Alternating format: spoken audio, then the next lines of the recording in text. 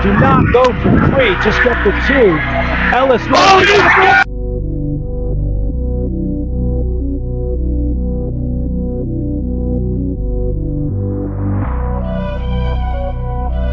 Hard hit. Ropes one. Still got a play there. Got it. Wow.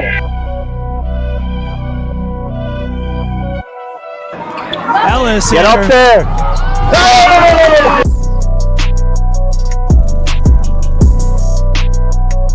Oh! Oh, wow. What an interception by Razor. Jordan Razor takes it back, Zach. Back to the 48.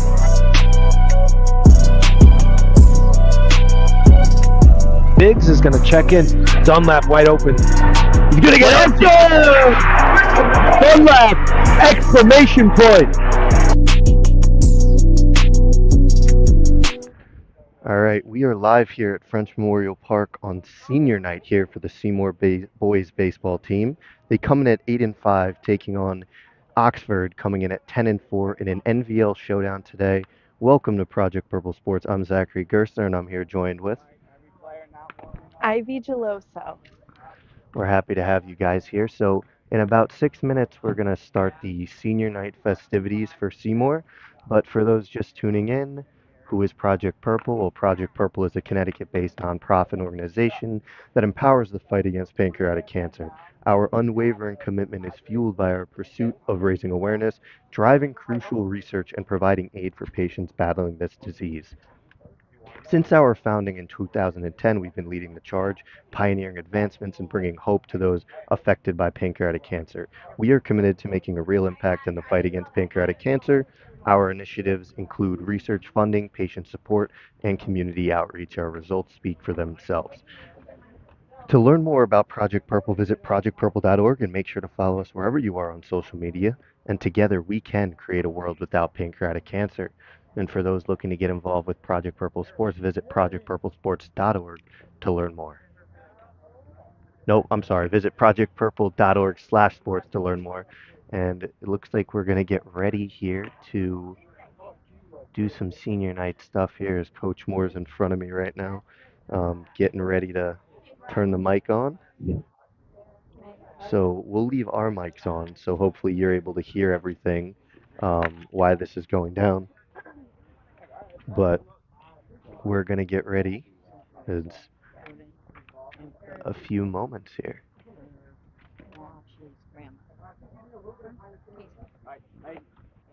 Get everybody out. I gotta make sure Teddy's are here. Casey's. Where's Nick? Nick's over there. Yeah, we're good. Line up, yep.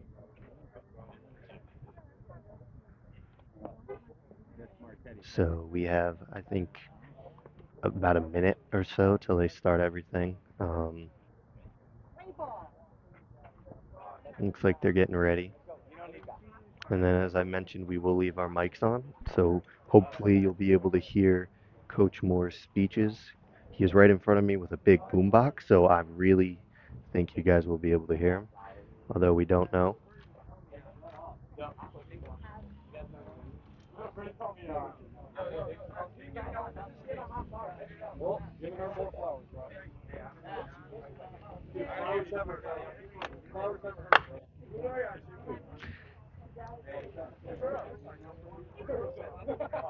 Alright, so we got people, they're trying to figure out where to stand right now.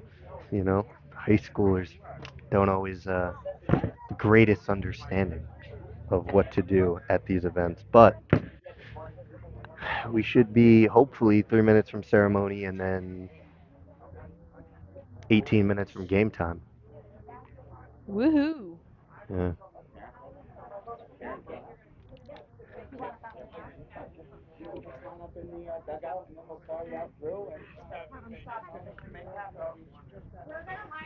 Hey, Brad, we're going through the balloons at full plate. Sure. Yep. Through these guys.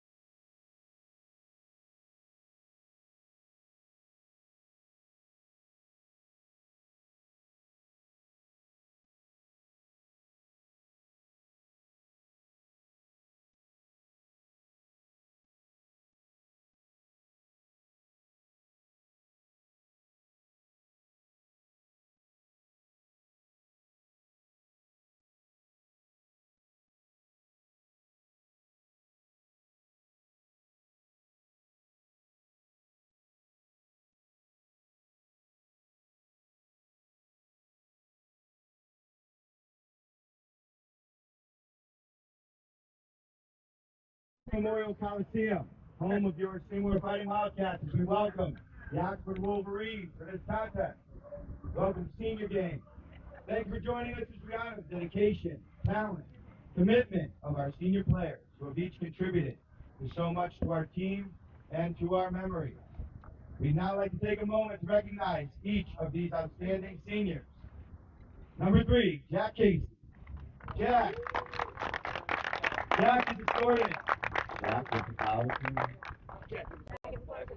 Jack is escorted today by his parents, Jennifer and Keith Casey, and Grandma Wendy. He's been part of the team for the past 3 years, playing as our second baseman. This fall, Jack plans to continue his education at a community college. In his free time, he enjoys hanging out, fishing, going to the gym. Let's hear it for Jack Casey. Number 42, Anthony Marchetti. Anthony is escorted today by his parents, Emily and Joseph Marchetti, and brother Joseph. He's played on the team as a catcher and as a pitcher.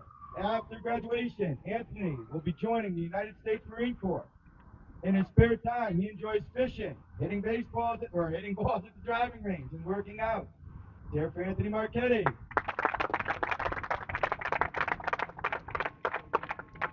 Captain, number 15, Noah Stake Proden. Noah is escorted today by his parents and sister, Joyce, Nick, and Sarah. A 4-year varsity starter, Noah has played third base and pitcher for the team.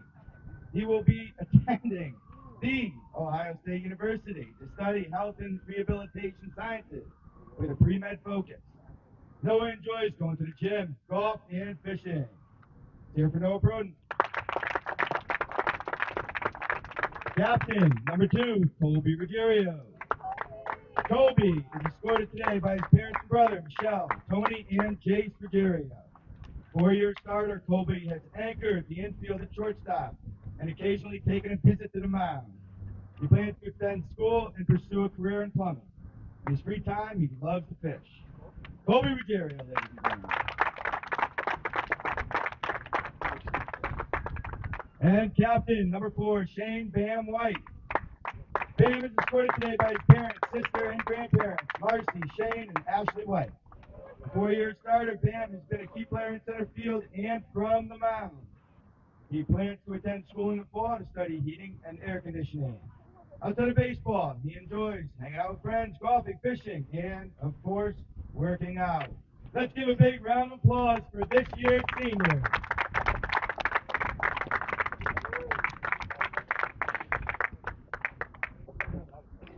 So shout out to the Seymour boys baseball seniors pictured on the screen. Number 4, Shane White. Number 42, Anthony Marchetti.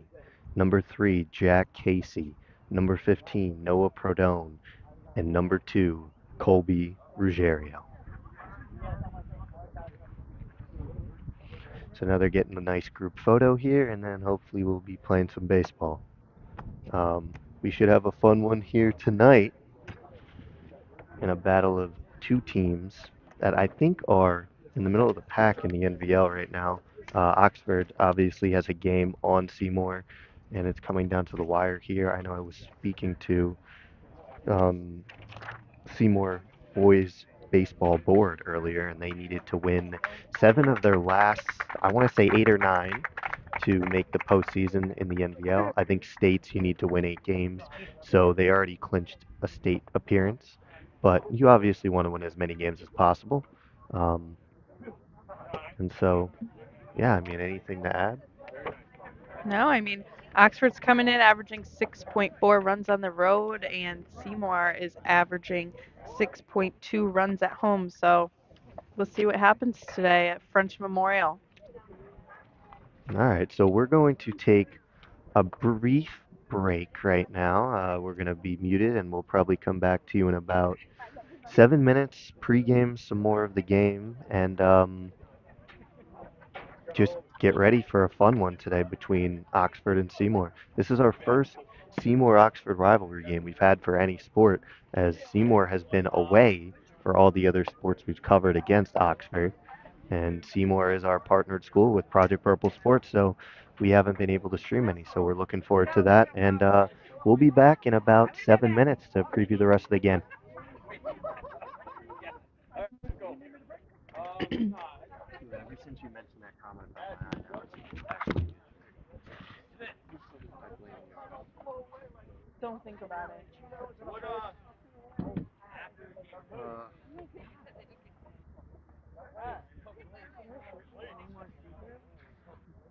you better hope you mute it because I see that. No, you're not. You're not.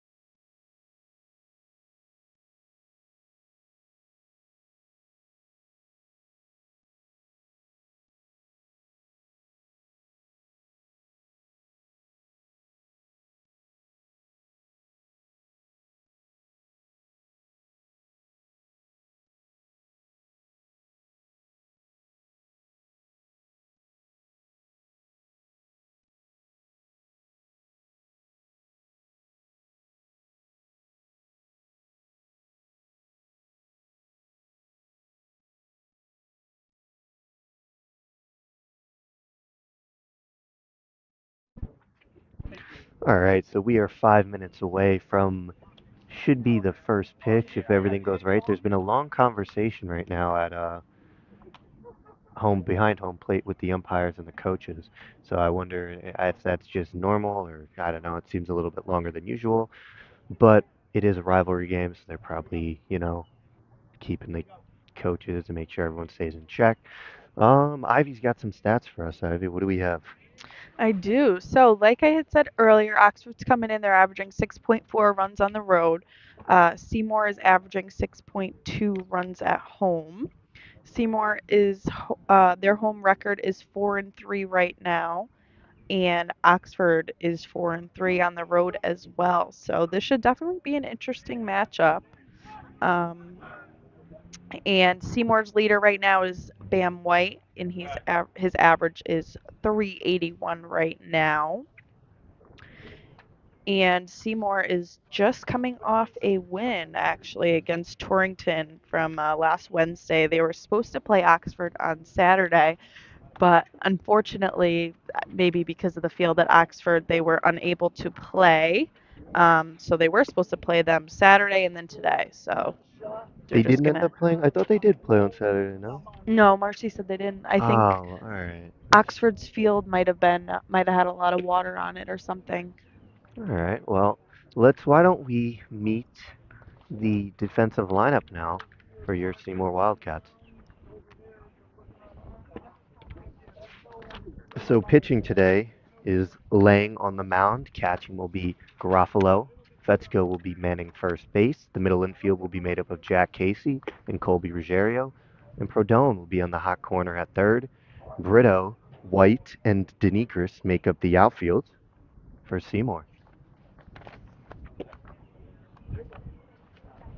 And then Oxford, when they start to come up to the plate, will be able to tell you. They have numbers, right, on there?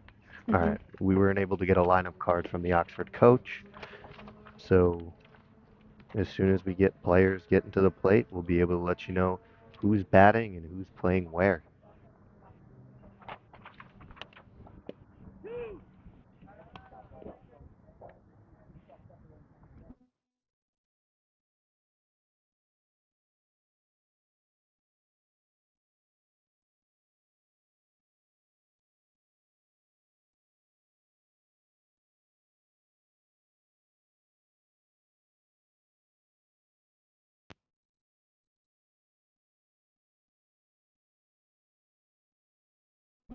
All right, so we're getting ready. First batter here will be Captain Tyler Bergoderi. Bergoderi? That's got to be that. He's a senior, and he'll step in against Lang right now. Lang gets ready to deal. First pitch will be low for ball one for Lang.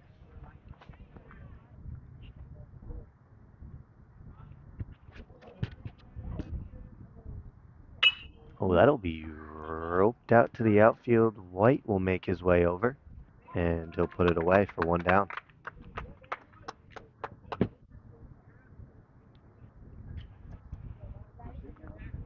So summer. Next up, we have Jackson Giswit.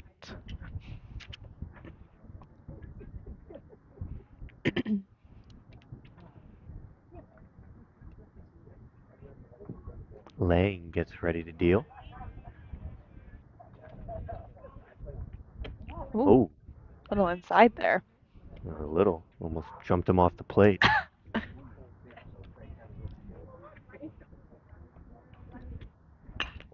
Oh, that's coming right up to us. Oh, maybe not. Ooh, thankfully that one landed foul. The catcher got a little tripped up there in the grass. That's one you wish you had back if you're Garofalo. I don't know why he was holding onto his helmet during that too. I feel like he should drop the mask, track the ball, but I never caught, so I don't know. That's actually one of the first things you learn as a catcher. So we'll have 2 balls and a strike. That looked like a good pitch from Lang. We'll kind of get more of an idea of the strike zone from this umpire as the game goes on, but all right, that looked like the same spot, and we have everything blown away here. windy.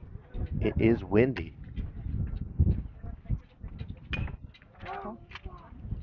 Oh, fouled that one off.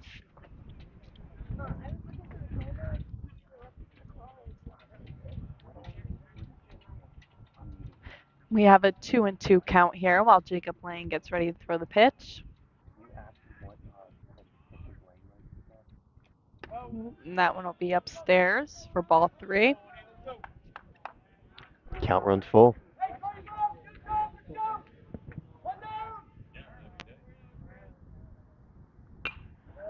Oh, don't hit my car. Oh, almost drilled the Honda.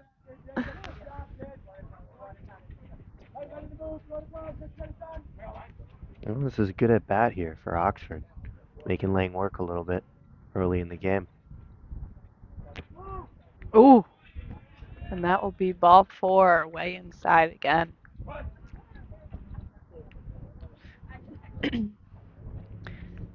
Next up, we have Blake Huston, who's actually a freshman. He looks like he could be the tallest one on this team. He looks like he's got like the Kobe Grinch cleats on right now. Looks like he does. So he's probably got a little bit of that Mamba mentality. We'll see.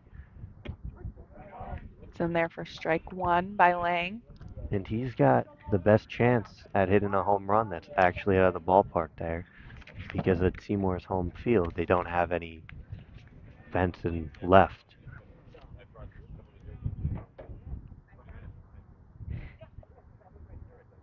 Actually, Oxford just beat Watertown, and Blake had an RBI double to tie it in the 6th inning.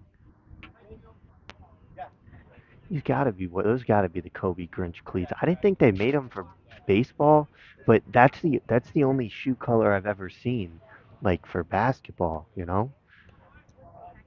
No, they are pretty nice though. Yeah, the Grinches were one of those. I would have them in 2K all the time. They were sick. We're gonna get time. It looks like he got something stuck in his eye there. I mean, this guy looks like first team all swag here with he's got like the sliding mitt in his back pocket and elbow guard. I mean, he better be able to play baseball, otherwise he's just Mr. Accessories. That one will be outside for a ball.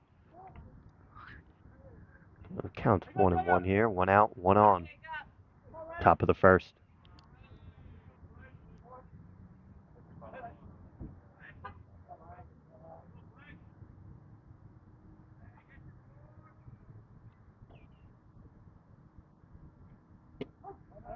That'll be in there for strike 2. So Lang's ahead now. 1 ball, 2 strikes. Looking for either a double play ball or a strikeout to help himself out after walking the second batter. He's going to throw back to first.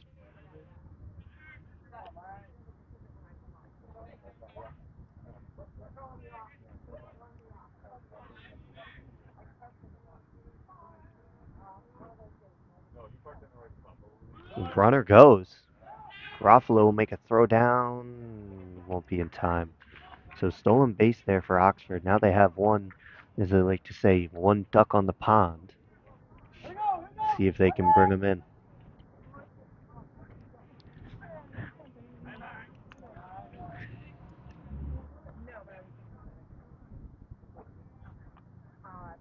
Oh, good pitch. And a Lang. backwards K. Lang sits him down. Do, do, do, do, do. Now we will have number 21, Cole O'Connell, coming up. He is a junior. If I'm Oxford, I may think about stealing third here. Perdone is pretty far away from the bat. And you have a right-handed batter, so Garofalo has to throw across him. Going to be in there for a strike. So the ump is really late at signaling his strikes, which is, we've had this a few times last year with softball. A little confusing because you don't know until he makes a signal.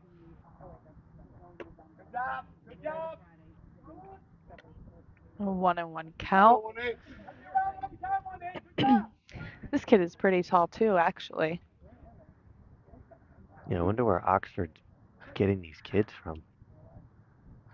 I'm still sending this guy to steal third here. Lang with a nice pitch.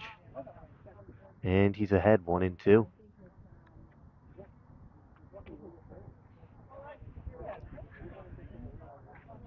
So Oxford has a chance to do some damage here and strike first. They had a runner on second with one out. Strike out by Lang. And now Lang's up again. Again, 1-2. Pitch is on and no. That was close. It's a pitch that I wouldn't have taken if I was in the box. Fight it off.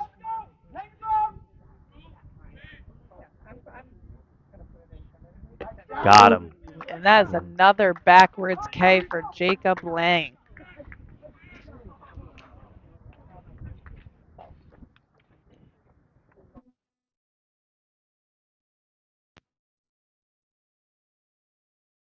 So Lang, with 2 strikeouts there in that first inning, worked around a 1-out walk and sat him down 1 with a fly out to White in center field and 2 strikeouts looking. So actually, Mr. Accessories is going to be taking the mound here for Oxford and the Grinches. So we'll see what he's like Lang too. He bats lefty, throws righty. I feel like that's a common theme we see here, right? Didn't you also bat lefty, throw righty? I did bat lefty and throw righty. So we'll see what Oxford has, what they're working with here. As Seymour, actually, while we have the time, let's meet the Seymour batting lineup.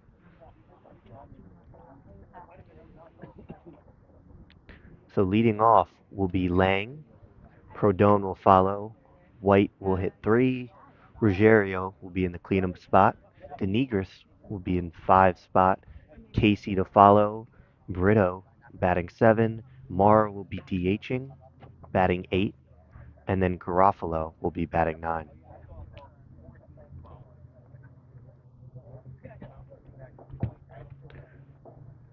I will say I was here the other day to watch Seymour. I forget who they were playing, but I did see Lang hit a home Watertown. run. No, Played they were home.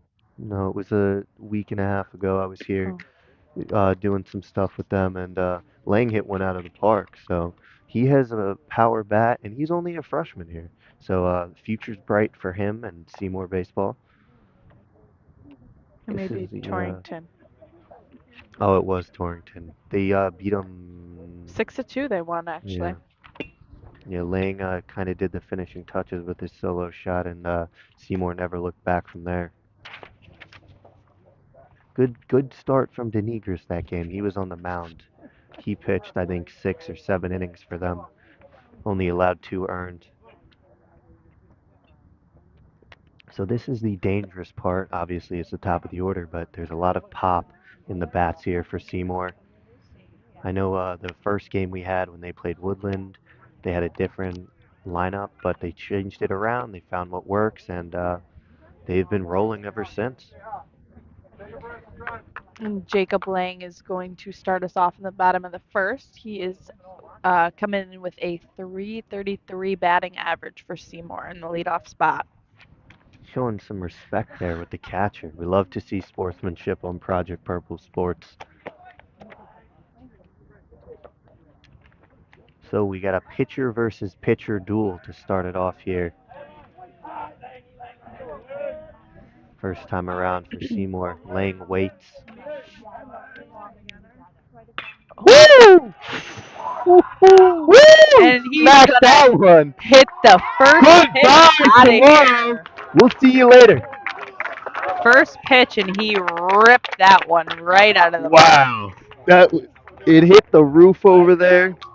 That was Lang. amazing. And Seymour strike first. And he won that pitcher's duel.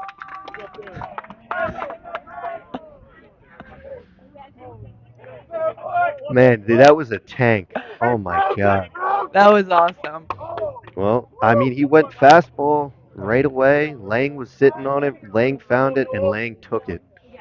What Now a way to we start. have Noah Prodin with our third highest batting average on the team. He's also coming in at .333 on the season in the 2 spot. I mean, I will say the Oxford pitcher's throwing pretty hard, but the harder you throw, well, he loses that one on his command. The harder you throw, if you just make contact, the ball's gonna go. And that is just what Jacob Lang did. Man, he took that ball way out of here.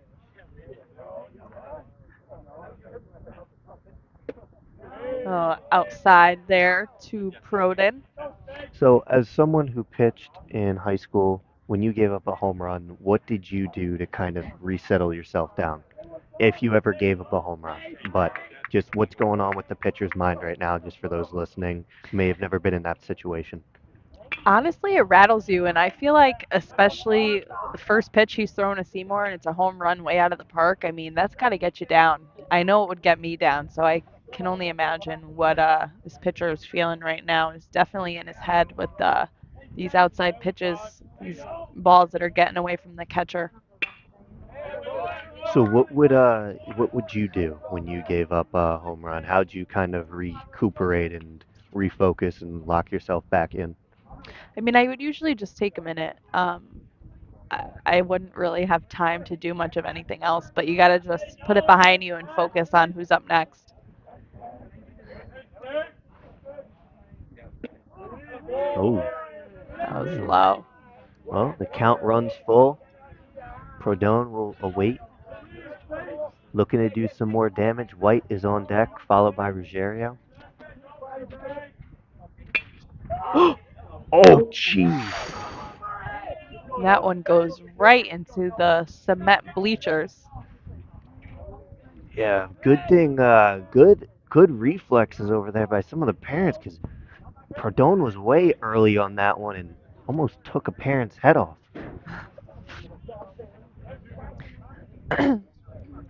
Second pitch in a row he was early on. Before that, he got a changeup, so we'll see what he does next. I'm assuming we're going to see some gas here.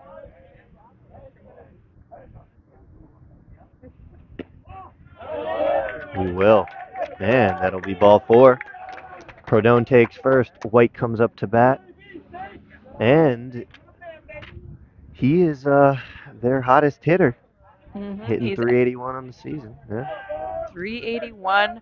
OPS is 1.11. He has 16 hits right now and 15 RBIs.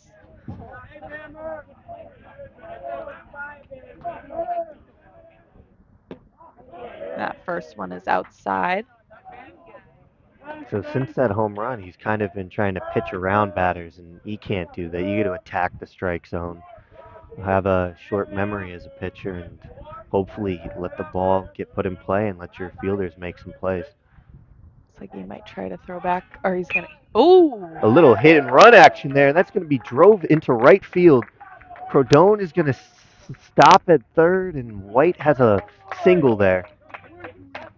So runners on the corner, and coming up is Colby Ruggiero, who I also saw hit a home run here about 2 weeks ago. He took one to right center, no outs, first and third, 1-0 Seymour. Colby Ruggiero up to bat. And Colby is averaging 350 on the season right now, so he is having himself a great season as well. He looks ready to do some damage. And runners on the corner, he's going to go outside for that first pitch. I would steal White here if I was Coach Moore. See if you can get a bait and throw down, and then maybe get Prodone in. And Yeah, Bam he's is gonna- going to go, and he is going to shoot to second. There And comes Prodone. Proden Oh! is going to score the second run of this game. Second run for Seymour. Seymour has some great energy right now. I don't know why he waited so long to go down to second, though. It looked like he waited till the ball got there, and then decided to turn it home. Once he saw the throw was going to second, I would have booked it. But regardless, oh, I gave that run to Oxford. Whoops. Seymour leads 2-0. Runner on second, no outs.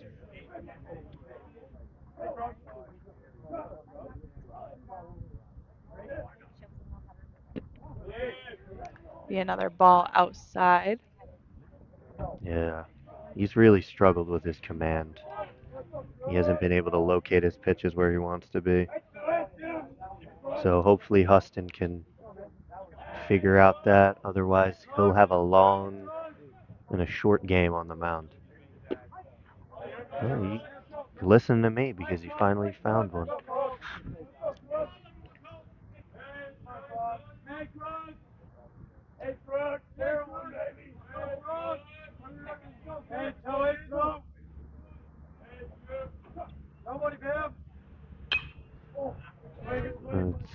It's gonna be fouled off by Ruggiero.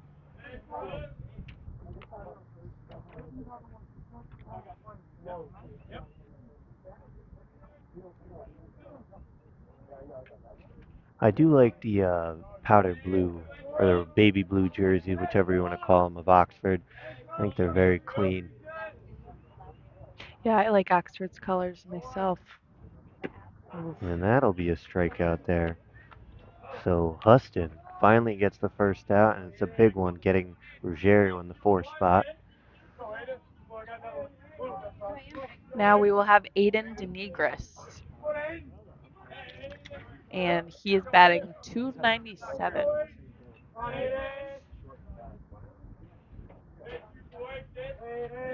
White's taking a pretty big lead there, second base, and that's coming right back at us.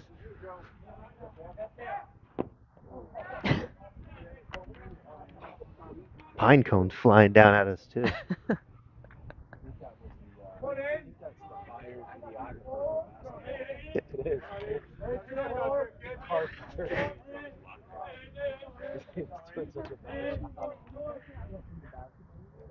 Huston delivers and it's wild, so White's gonna take third. He's gonna make the turn and consider coming home, but he will not.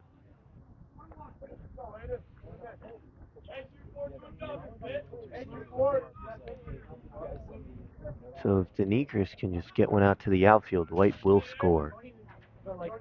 Only one out. Little sac fly action. That would be huge for Seymour right now.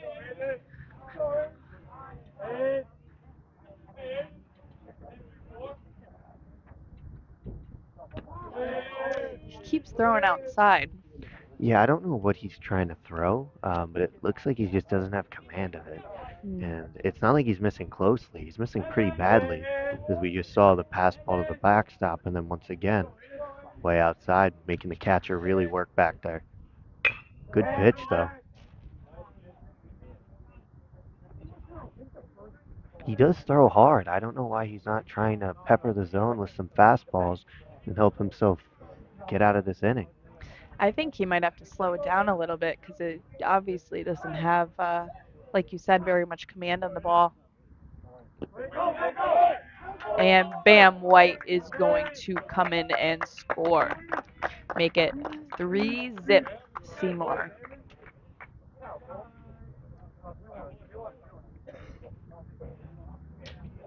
So the count runs full.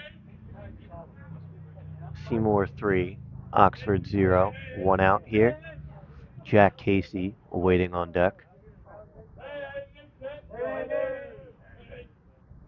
He's gonna get a hold of one, drive one right up the middle, and Denegris will be on with a single. The inning will continue. Huston got one, but then gives up a single. So Casey will come up to bat. And the Oxford coach is going to head out to the mound now and have a word with Huston. He's just sending all the fielders back. I think he just wants to have a quick chat with them. I mean, I would highly doubt he's going to go to the bullpen so early in the game.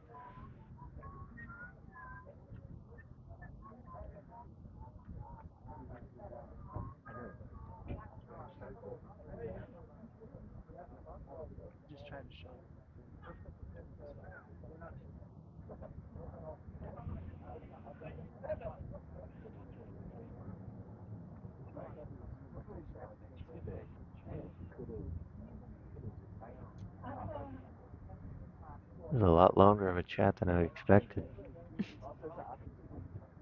And looks like the ump's getting out there to tell him to speed it on a little bit.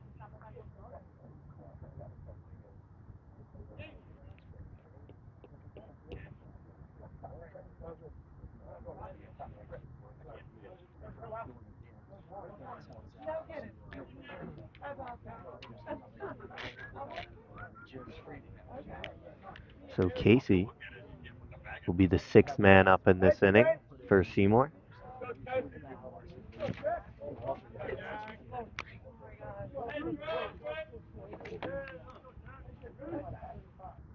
And Jack Casey's coming in averaging 282. He's going to hit one a little to the pitcher. Second baseman is going to get him out at first. And Denegris is now on second, and Seymour will have 2 outs.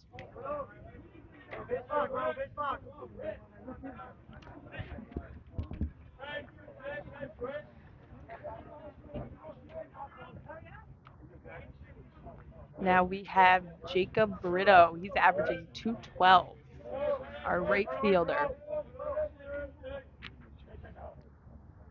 And he's going to rope one into the gap, and that's going to get down.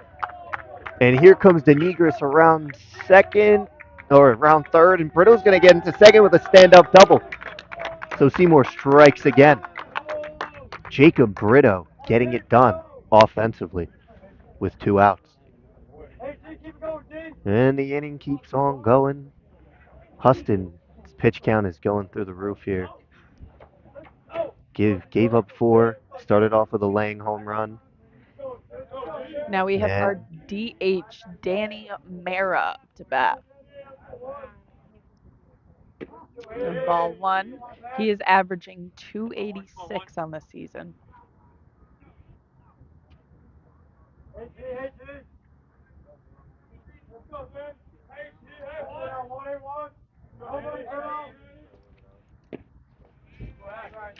Swing and a miss there.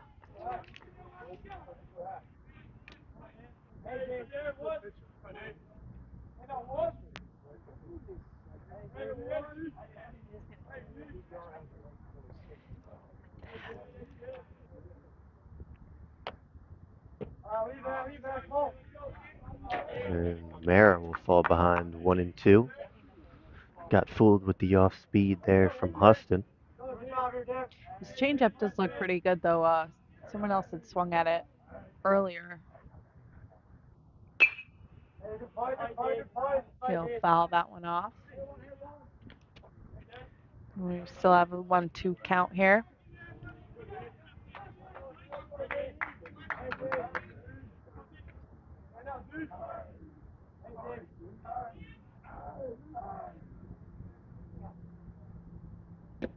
Woo. And Danny Mara will end that inning. He'll go down with a K, but not before Seymour puts up 4 there, led by Lang. Solo shot to start off the game on the first pitch. Then White and Perdone kept it going. Perdone drew a walk. White singled, advancing to third. We had a double steal to bring in Perdone from third base.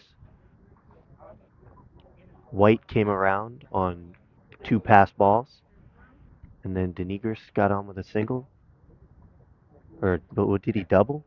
And then Rhino Brito doubled him in. Yeah, Denegris had a line drive to center field. Yes, Yeah, and then single. Casey hit the fielder's choice, advanced him. Brito doubled him in, and it's now 4-0 Seymour, top of the second.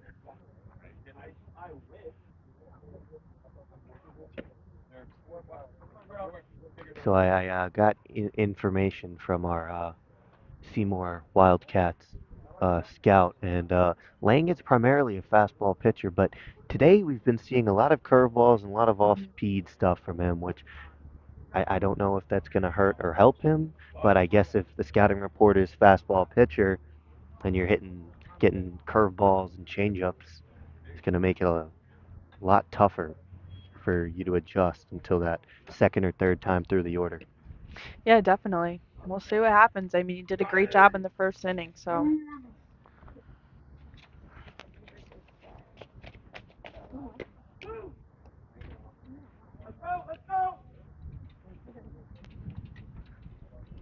And for Oxford, we will have number 10 coming up, Quentin Glass. He is a senior captain. He's also another lefty. They have 2 lefties so far? The second. It's a pretty dangerous lineup if you can get a few lefty bats in there, especially against right-handed pitching. Mm-hmm.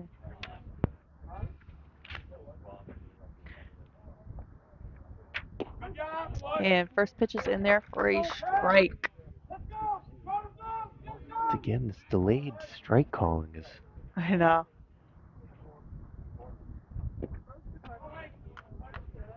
going to be away and outside.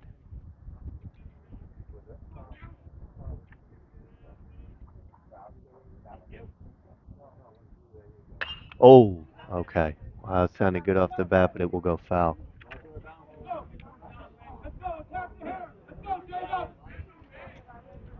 So Lang ahead again, 1-2. What was something looked like curveball, didn't really break.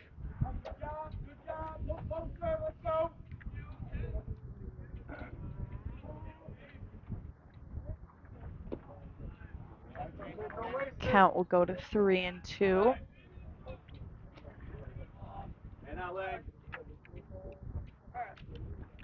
Woo!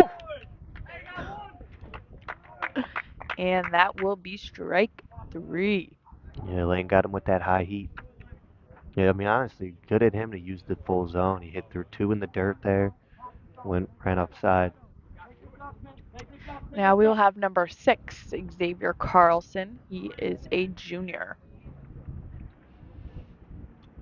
Oh, That one is right over his head. I wonder if you ever see anyone in high school baseball charge the mound. I mean, I feel like it's got to be really rare, but you know, it's Probably a pretty rare. rivalry game. I know they probably grew up playing with each other. Oh, and he's trying to say this ball hit him. The umpire says no. Lang is really keeping it inside on him right now. Oh, that's going to be a foul ball.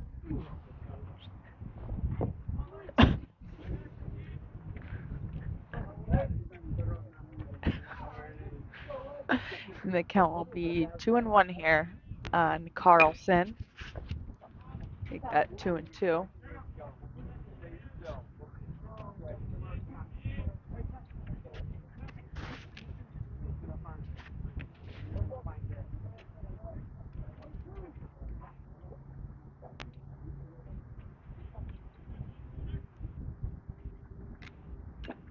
And that will be strike. He Oh just, no, he tipped it? yeah, he just got a piece of it. Oh, barely.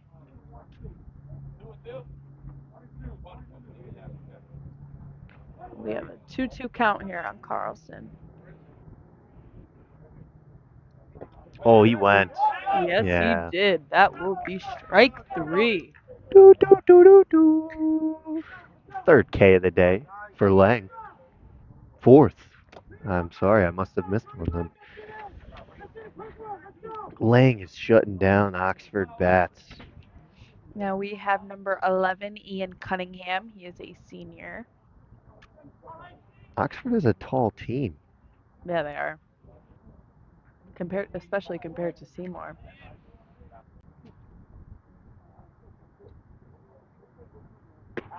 That one will be upstairs.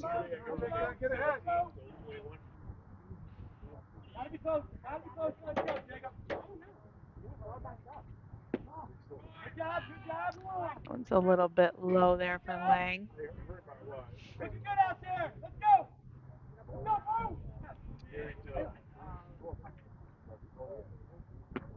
Oh, inside. So he falls behind 3-0. Just like that. I don't think he's had any batters so far he's fallen this far behind on. No, I don't think so.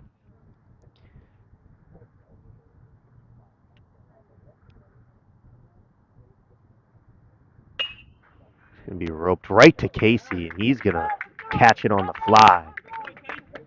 So there's another out, and Lang sits him down. 1-2-3, with a little help from Jack Casey at second. So Seymour gets, I think they have 9, then 1-2-3. Yep. 9 and then top for Seymour coming up.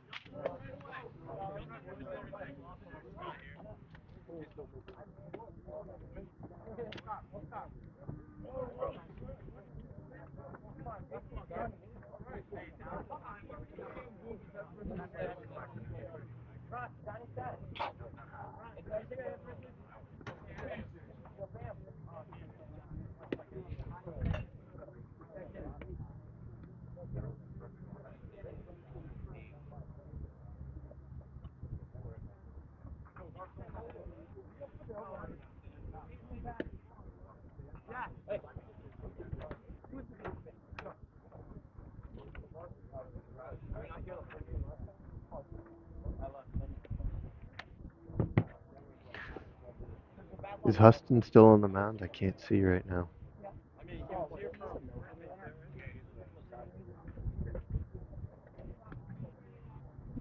Yeah, he is still on the mound. Hey, how to turn the inning over? Great job, Lou. Great job. Let's go. Yeah, no header. Don't jinx it.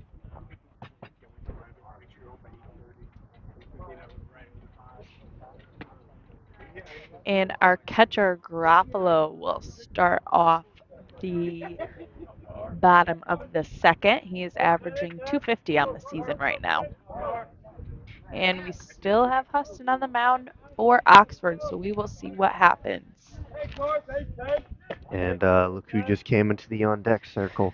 I know Huston's got to be thinking about that at bat. Oh, first one is in the dirt.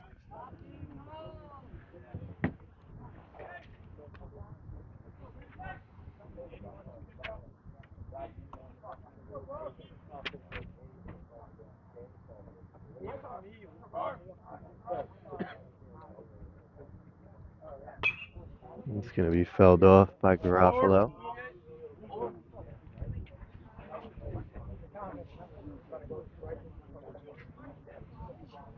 Hey, Gar. Hey, Gar. Hey, Gar. Hey, 1-0. And that one will be low. We have a 2-1 count here on Garofalo.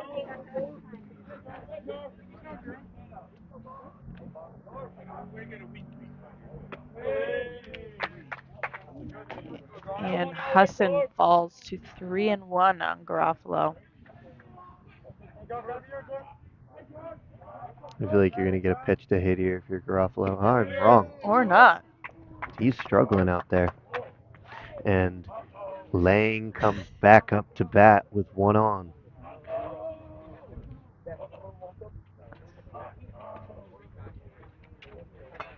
And Coach Moore is going to have a little chat with Lang before he steps into the box.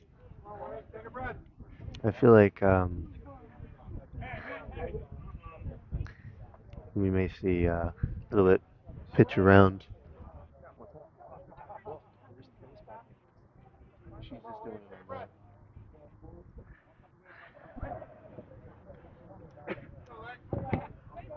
So Lang gets ready, waits. He's gonna drop down a bunt. What? That was crazy. Oh my God! I don't know anymore. That really. He hit a home run. Let's make him bunt. Hopefully that was just a little trickery for a second.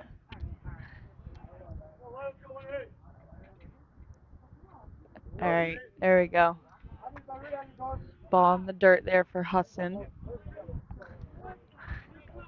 Did he go around on the bunt? Did they call a strike on that, or was it a ball? I think it was a ball. That's what I have, but I don't know if he just did 1-1 count.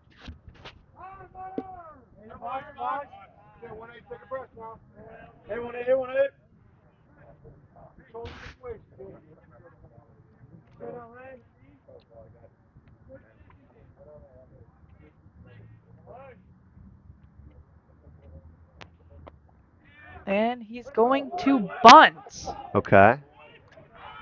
He's gonna beat it out. That was a nice bunt, I will say. I'll give him Oh, props to the and bunt. There's gonna going go to third. Garofalo to Nobody third. was covering third. No one was covering third there. It's easy for Garofalo to head over.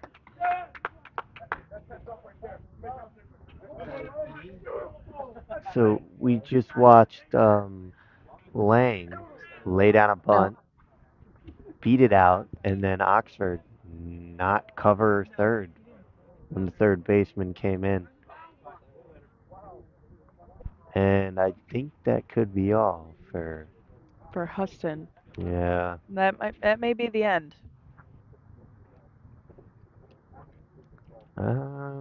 Looks like they're taking the ball from him. Yep. Yeah, he is all set now.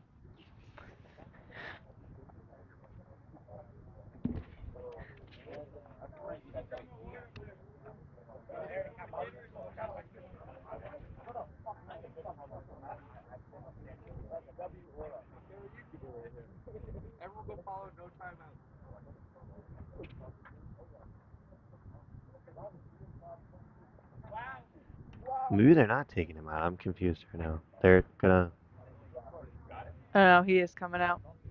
Is he? yeah, they're gonna go with, looks like it's gonna be their senior captain who led Yeah. off the game. I forget his name. Oh, it's Tyler Bergaderi. Got a little bit of pop to his fastball. I will say he's much shorter than Blake Huston.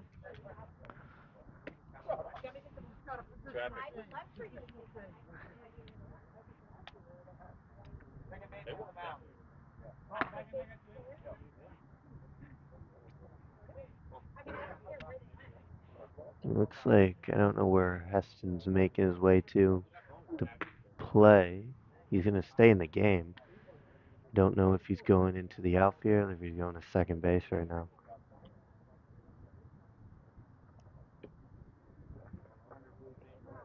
And he's gonna go to second base. So Heston's done pitching, will remain in the game at second base. And actually, I think he was playing second base. He's now pitching. Having a little bit of struggling with his command here. I know these are warm-up pitches, but he's been kind of all over the place in the zone. It was a good pitch.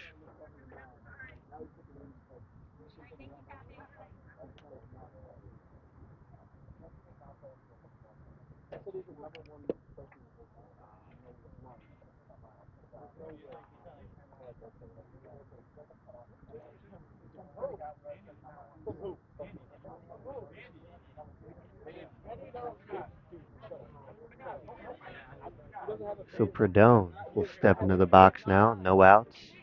Runners on the corners. New pitcher. Shane White on deck.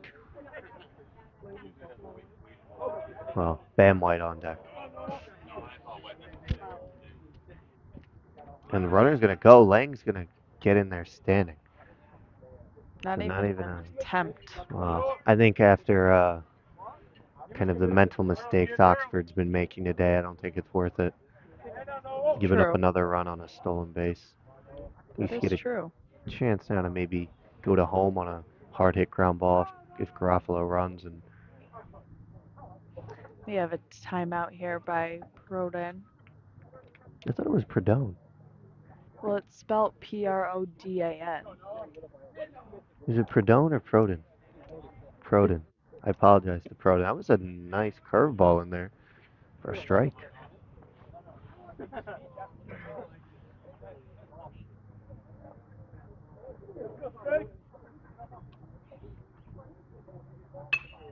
So we got a little bit of a curveball pitcher. I don't know. There may be a no, won't be a play over there. I mean, this is very challenging because you went from Heston, who was throwing some hard throwing pitches, to now pitcher is kind of throwing a lot of. He's like a curveballer. Reminds me of Phil Mayton. The Mets had him last year, but Mayton would just get teed up on. So hopefully Seymour can do the same. It's going to be upstairs. I don't know if it's 1-2 or 2-2. It is 2-2. I did miss a ball. Okay.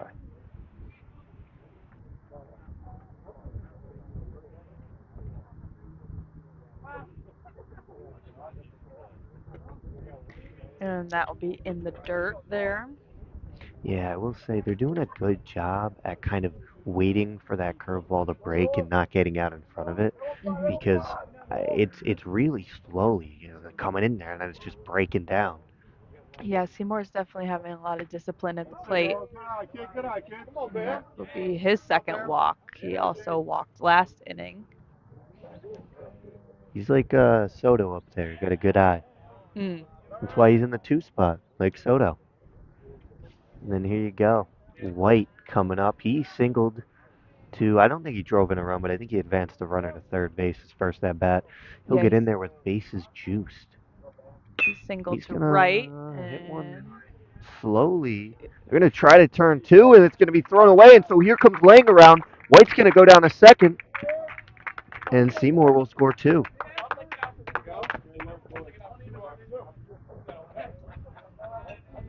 So 1 out there. White with a fielder's choice / error on the shortstop, and then Lang will score off that. So I think they're gonna. I think in the real book, you'd give him 1 RBI there. Um, I think.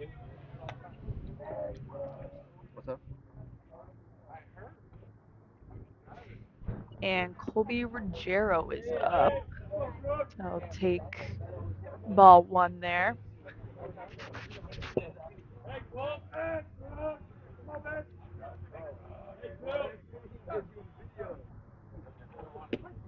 That'll be in there for first strike. It's a One and little one out. count. It's a little bit outside from here. Just a tad. Hmm. But I'm assuming I don't know how they're gonna score that, but that should be 1 RBI and an error. Hmm. I'm not sure if they're gonna give White 2 RBIs there or not, but Yeah, probably not. But you never know.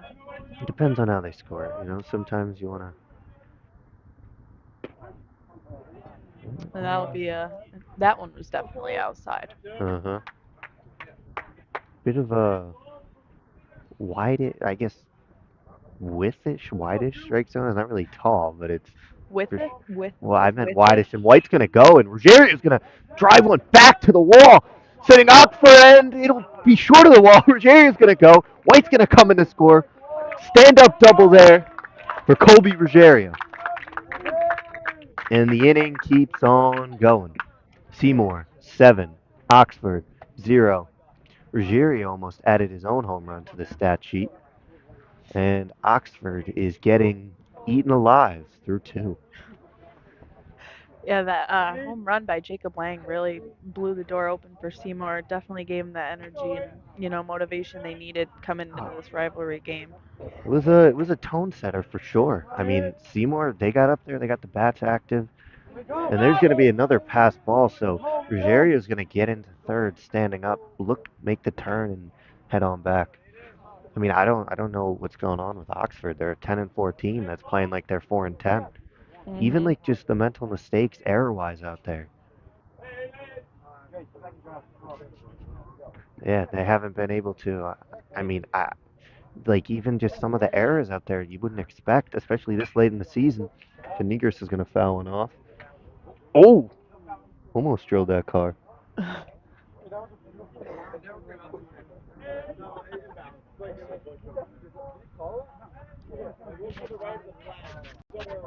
It's going to be upstairs.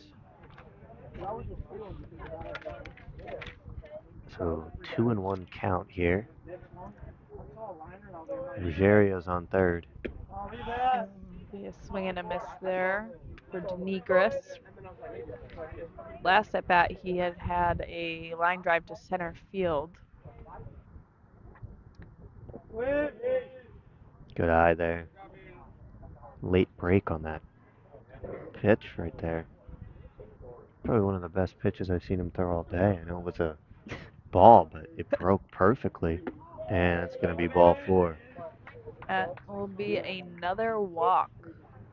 So Jack Casey getting ready to come up and get that bat out, see what he can do with runners on the corners. 1 out, and a 7-0 game.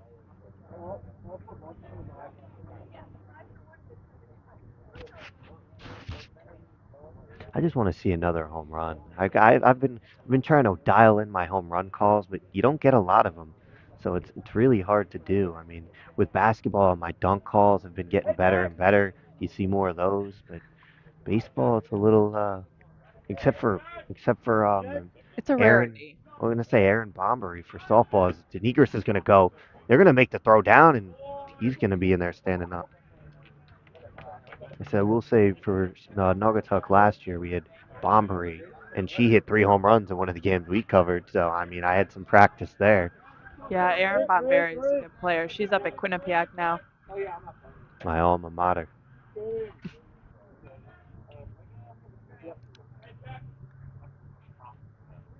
Oh, and that'll be in there for a strike gonna on be Casey. He had a fielder's choice last at bat.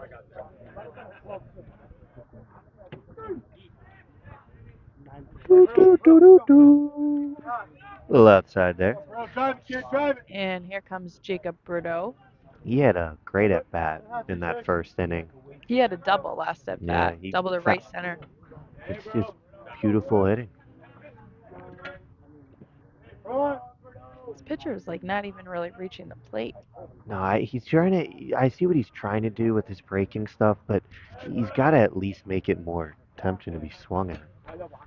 He's just bouncing it there. Jesus, freaking flies everywhere. And gets that one in there for a strike.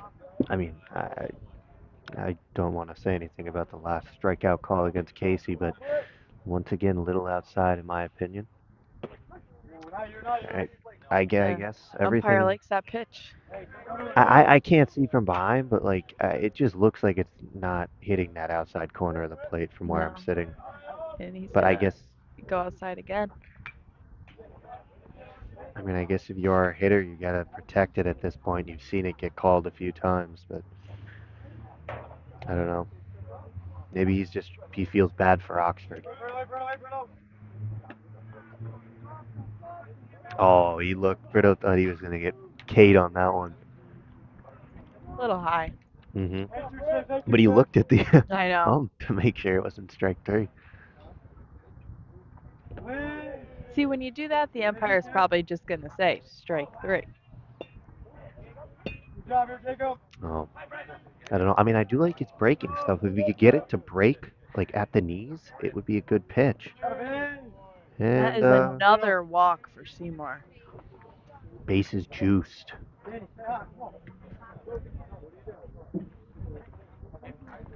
And that was the 5th walk for Seymour of this game. Let's see who's up now. Now we have Danny Mara, our DH. He had a strikeout last inning. I feel like he's gonna hit one grand slam here. That'd be huge. Yeah, I got a good feeling about this. We have 2 outs here in the bottom of the 2nd. Well, this is what makes or breaks great teams. 2-out hitting with runners in scoring position. I mean, I wouldn't swing the bat until this guy throws a strike. Yeah, agreed.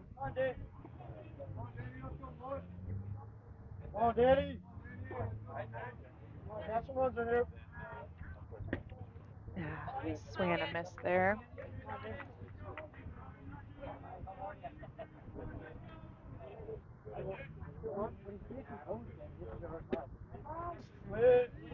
A little low. For a 3-1 count. And here comes the pitch. Ooh, and that will be the 6th walk for Seymour, and he will walk in their 7th run of the game. 8th. It did. 8th run. Well, give him the RBI there. And I mean, you just keep using pitchers at this point. Might as well just wave that white flag if you're Oxford. You're gonna have to let someone pitch more than an inning or 2. I know it could be painful, but you're gonna waste all your arms for this. I mean, let's see this. I know we have their schedules right here. I don't know how many games Oxford has left to play, but I No. also don't know how many pitchers they have on their roster. Let's see, Oxford. They have, I mean, they play Seymour. Well, that game's going to be rescheduled, but they have 1, two, three, four more games, then the playoffs. I don't think you want to waste any of your. I don't know. It's just difficult, especially with the start you got from Heston. Yeah, the end of the season coming up. They're gonna head to states. I mean, Oh, they actually changed the pitcher. yeah. Who's number 29? 29? Yeah, we don't have a 29. No, we do not. So we have no idea who this is. Not on the roster. Phantom player.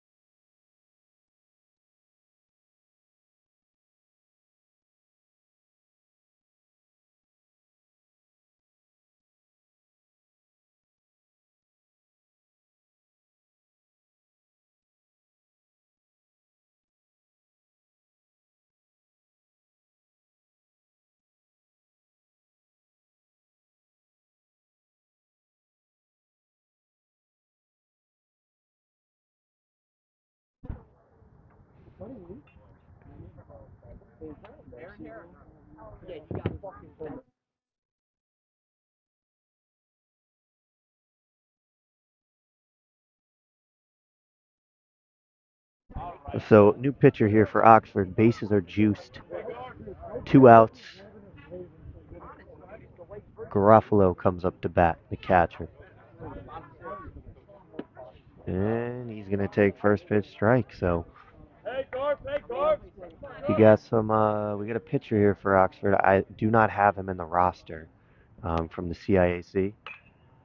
And so, as soon as I can figure out who he is, I will let you guys know. But Garofalo falls behind 0-2. Bases juiced with 2 outs.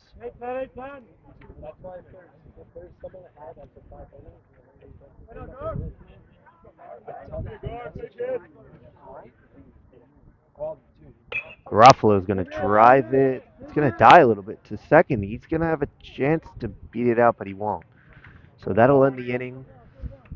Seymour strands 2. Well, strands 3 there. Bases loaded. However, they did score 2. Long second inning there for Seymour. And we head to the top half of the third. Seymour 8, Oxford 0. Lang's pitching a gem, and that was a long at bat there, inning for Seymour. So hopefully Lang still stayed loose.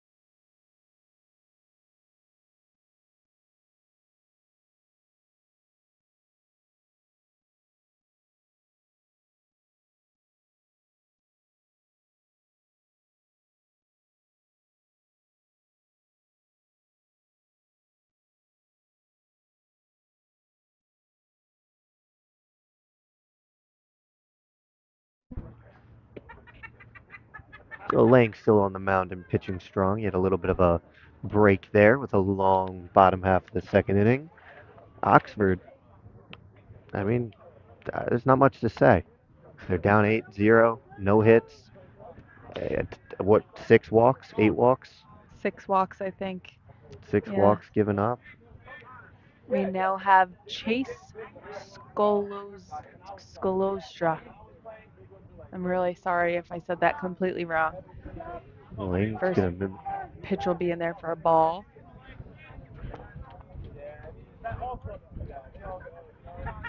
Woo! Oof, that had some heat on it. some juice.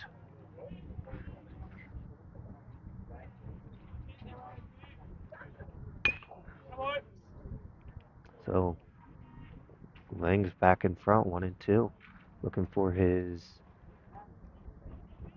5th strikeout. Fifth strikeout, yep. Yeah, fifth strikeout. I'm going. So far as 2 backwards Ks and 2 regular strikeouts. Oh, oh, he just drilled him. Well, there goes the perfect game. Finally gives a. Did he walk any batter? He did walk one. He did walk one, yeah. Never mind, that was Second over in the batter. 1st inning. So Lang beans the Oxford batter, and they got one on. It's 29 who we do not have on our roster here. So He is the new pitcher now. yep.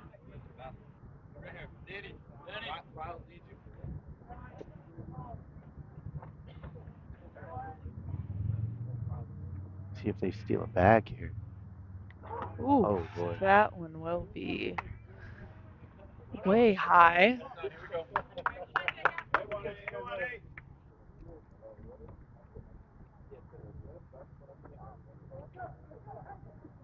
Well, I mean, if I'm Lang, just forget about the runner on.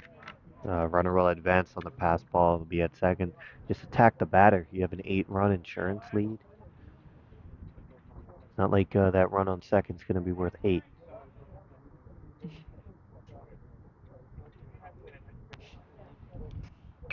Good pitch. And that will be fouled right back.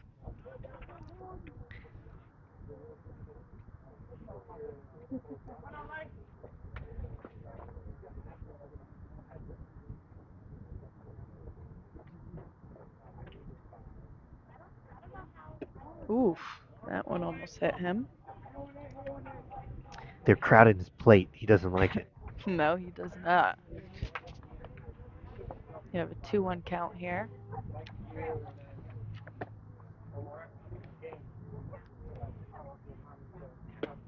And that will be a ball, a little bit high.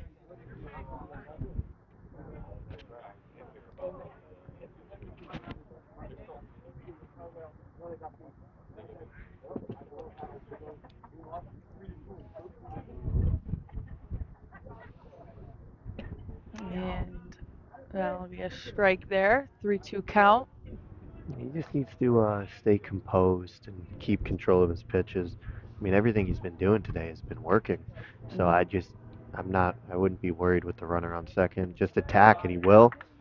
And he'll sat him down for number 5.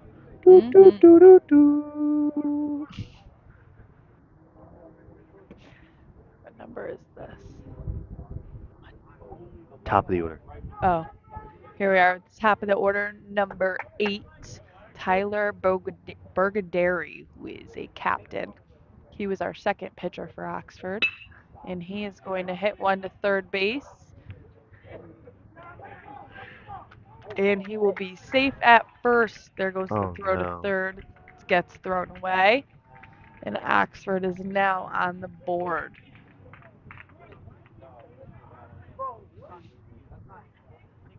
I think they're giving him third base, too. Yeah, on the overthrow. Saying Oh, it went yeah. out of bounds. I mean, Out of play. good play there by Prodome, but he just had no urgency there. And with the speed coming out of the box for Oxford, you got to attack the ball or throw a bullet. It's one or the other. Yeah, that So, was tough.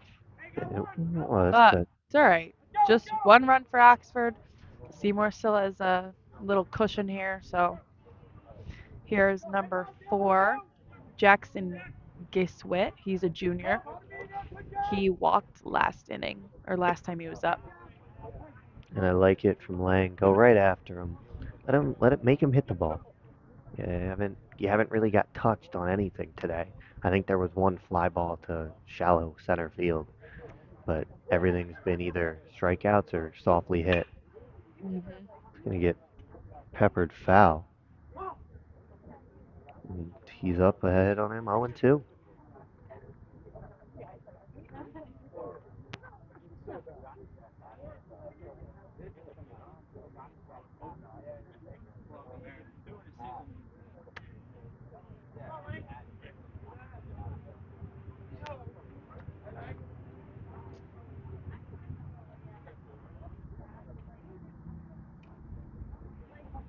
Ooh, he got caught up there. Yeah, he froze him. Jeez. That's number 6. Uh, Do do do do do. Man, that was wow. And here is Blake Huston, who was our first pitcher for Oxford. He had a strikeout looking last time he was up. Man, if I'm laying, I'm framing that photo, putting that in my room. I mean, And that's just she just really tied him up. That was yeah, really that was crazy. His wrists were locked. everything. Lang's throwing a little harder here to Huston.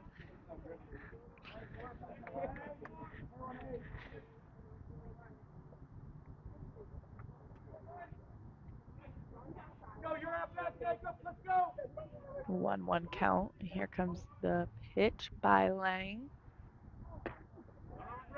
Good stop there by Garofalo. Whereas that would have been on its way to the backstop, and there would have been another run for Oxford.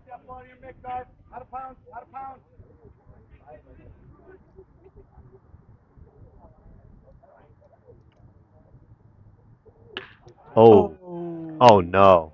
Oh no, he got all of that one. The dogs Wow. got the ball.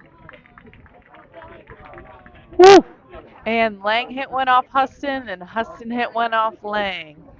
Yeah, he got all of that one. Well, it's not what you want to do with 2 outs there.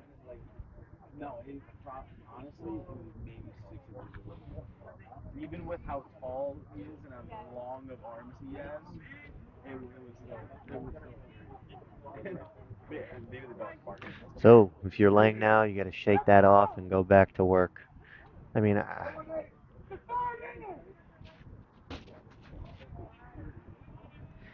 Yeah, we'll see. We now have up number 21, Cole O'Connell. He also struck out last inning, or last time he ooh, was up. Lang's losing a bit of his command here. Hopefully that didn't mix them up too much. I mean, they still have a decent cushion.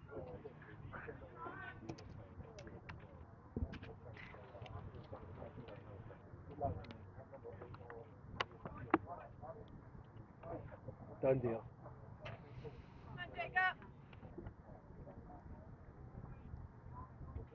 And there comes the home run ball.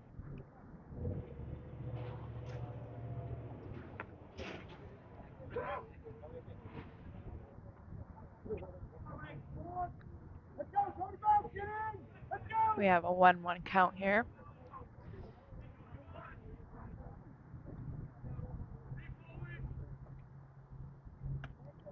And that one will be high as well.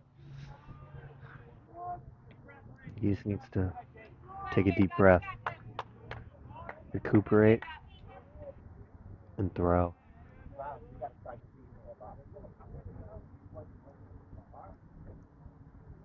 There it is. Got him. We have 2-2 count here on O'Connell.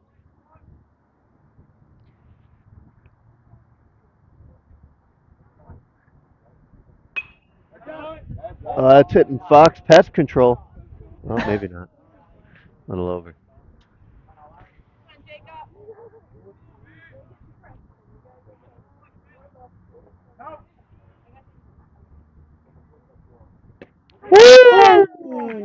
Lang fans number 7 And gives that up. is O'Connell's second backwards K, I Yeah, will that dude. say. That dude needs to swing the bat up there.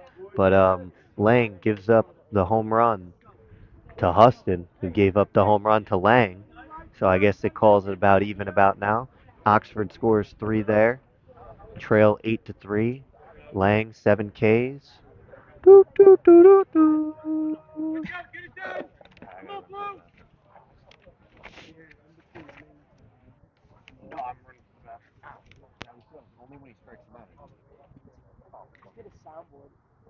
I tried the first one mid game, it didn't work out.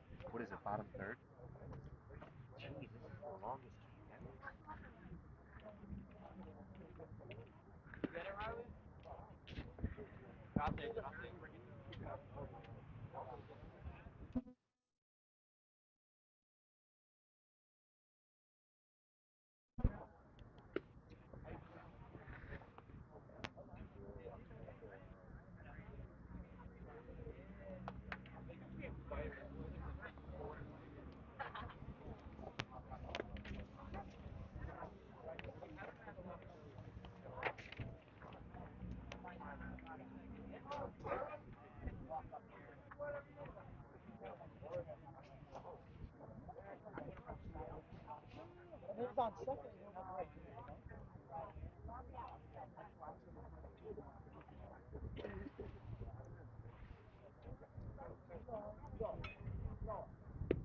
We have Jacob Lang walking up to the plate here. He had a home run, first pitch of the bottom of the first inning for Seymour, and then he actually bunted the last time he was up to move a runner over.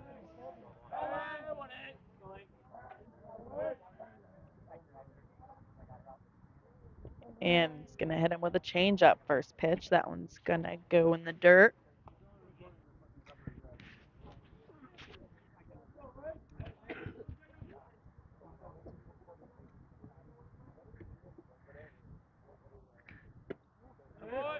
And he's in there for ball two.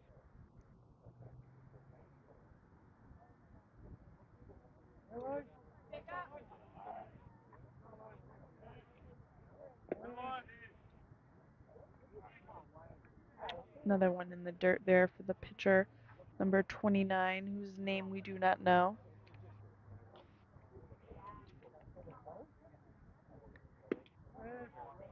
And another walk for Seymour.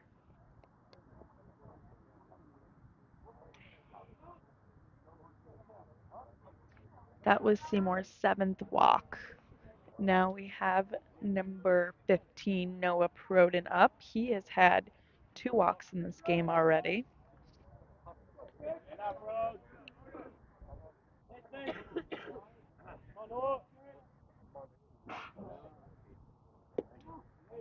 First pitch is in there for a ball, low and outside.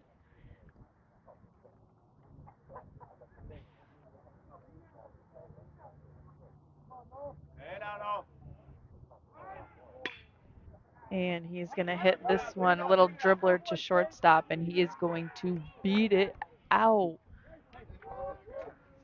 And Lang there on second wanted to head for third. Got a little caught up there, but he was safe at second base.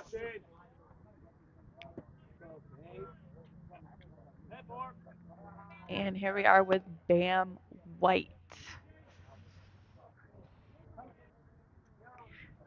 He had a ground ball to the outfield, and he also had a fielder's choice the last time that he was up.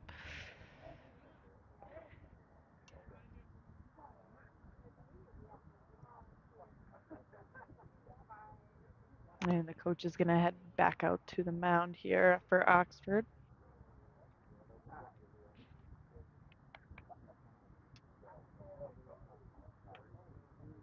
And they are going to switch the pitcher again. This will be the 4th pitcher coming in for Oxford.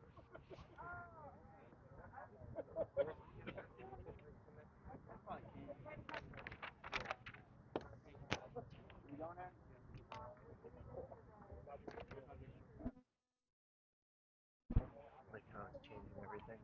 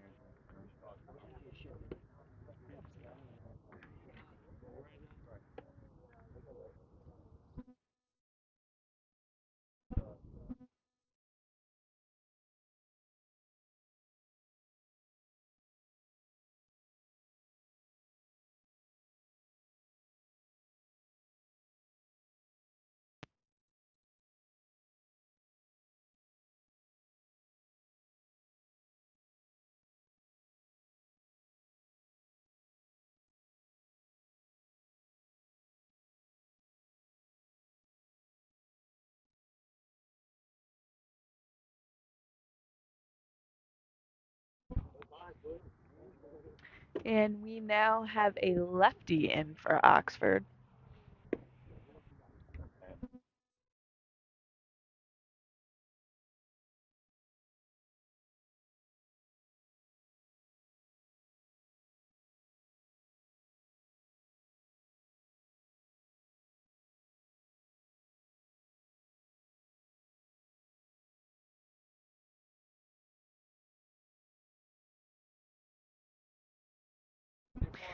And here comes Bam White. He's about to step into the box for Seymour in the bottom of the third.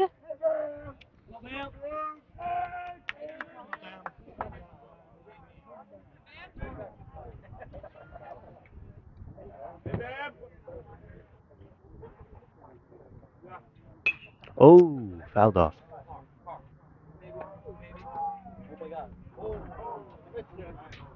Was it? Was it the first pitch?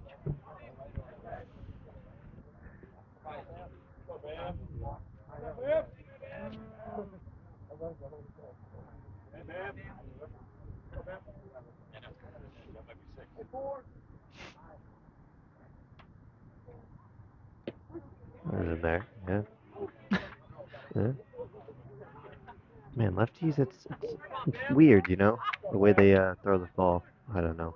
Must be the arm angle thing. It's also hidden more from right-handers until they get to their release point. White's gonna foul that up, and we're gonna hit a car, maybe not. No, it's gonna bounce over Veterans Grove.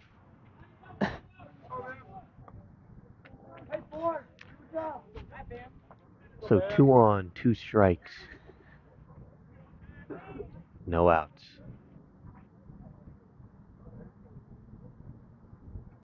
Woo!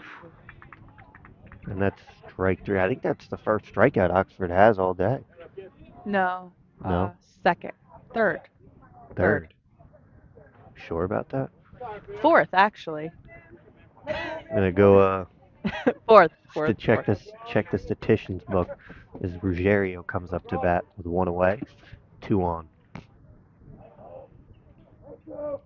And Ooh. Ruggiero almost hit one out last time he was up. It's pretty close. Yeah, you got a hold of that one. It was almost at the time second, but would have been third home run of the game. We got some I don't know if those are vultures or eagles circling up there, but lurking around.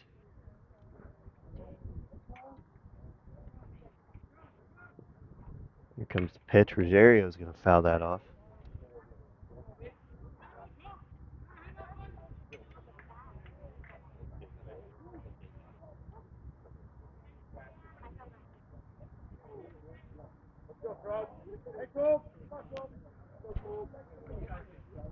We'll see. If I was Oxford, I would have started this guy. Rogerio will get a hold of one. I don't know if that's gonna get enough to get down now.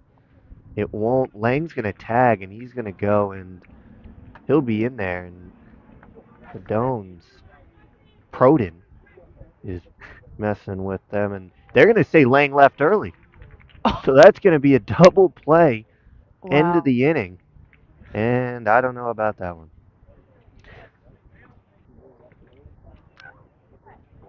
Mm.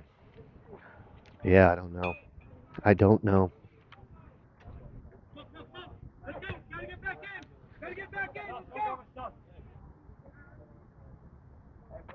Well, a little bit of a mental lapse there for Seymour. And Lang will come back out in the top of the fourth.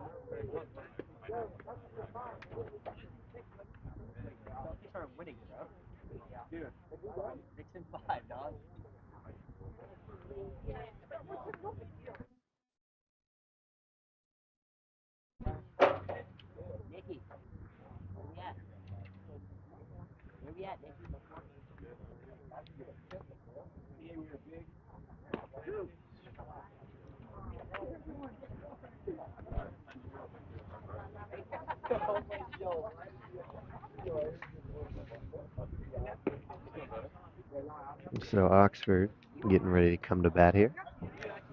And here comes Quentin Glass, the senior captain. He had a strikeout his first at bat.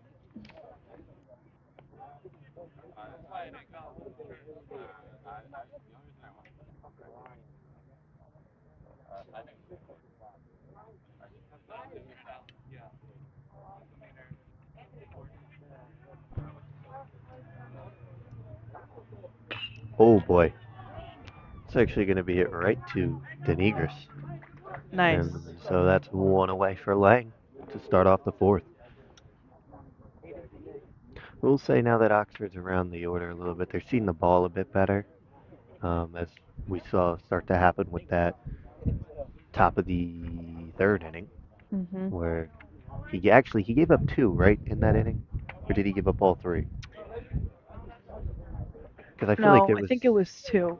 yeah, it was just that two-run. Oh man, Ooh. And well, Carlson, I think that's the second time he's swung at a pitch like that from Lang. So why not keep throwing it? I'm just throwing him in the dirt if he's going to swing at him.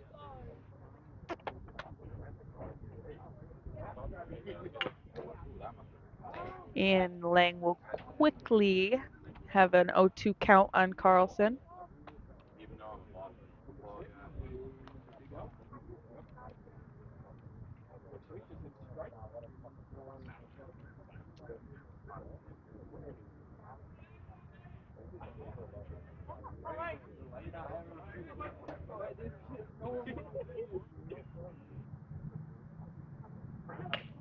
Oh man, yeah, he's lucky he got a piece of that one because I don't even know what he was doing. He opened his body up before the ball even reached the plate. This guy, he needs That to go. was He needs to. I don't know what he needs to do, but he needs to figure something out because he looks like a chicken without a head up there. And that's being nice, as he's gonna fly yeah. one deep. And now No, look what you just did. gonna fly out to Brito. Oh, all right, good.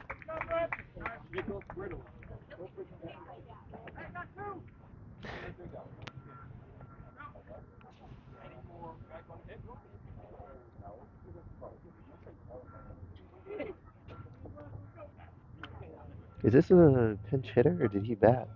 Number 11.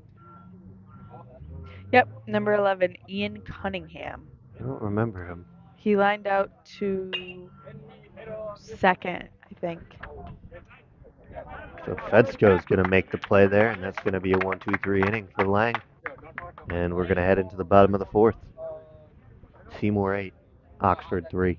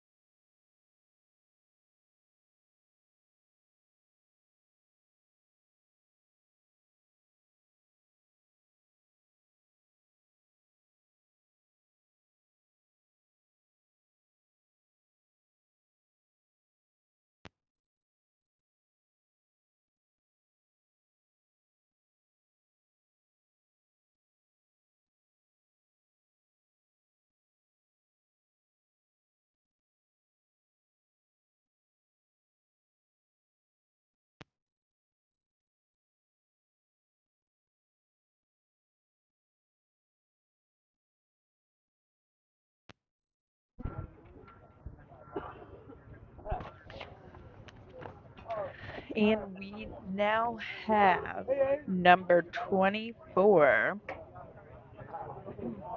Who is Pesco? Aiden Denigris. Aiden Denigris. I don't have their numbers on here.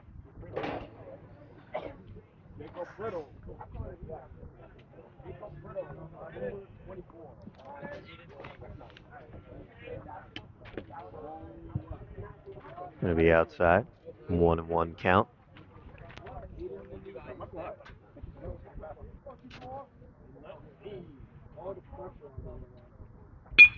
Oh, and that's gonna get down, and that's gonna be a fair ball. So he could. Nah, he's gonna be in there with a double. Not gonna get in there for 2, for 3, but leadoff double there for number 24, Aiden Denigris. And now coming to bat is number 3, Jack Casey. So that's the way to start off an inning if you're Seymour. Definitely. Jack Casey had a fielder's choice in the first inning, and he struck out in the last inning. But with the runner on base, let's see what he can do here. Seymour definitely needs to score a few more runs to secure that cushion that they have. Yeah, they have a 5-run cushion, but there's nothing like a 10-run cushion. As Casey's gonna let one rope one, it's gonna get down. Denigris comes around third, and he's going to Make it. Looks like they might have had a chance, and Casey doubles in Aiden to score the 9th run for Seymour. 2 doubles to left in a row. Let's see what Jacob Brito will do here. Hopefully someone can hit a home run for me. I'm working on my call. He had a double first time up, and then he walked.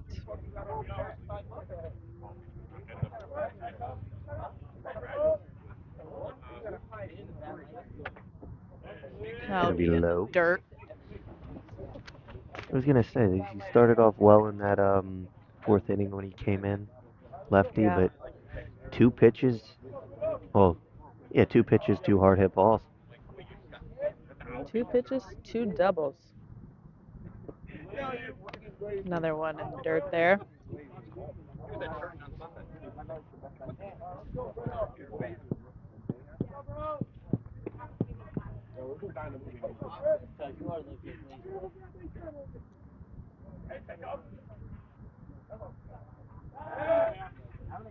There's no one even covering second base, so I don't know what he was planning on doing there. He wanted to throw back. There's no one there though. I know. Brito swings through it.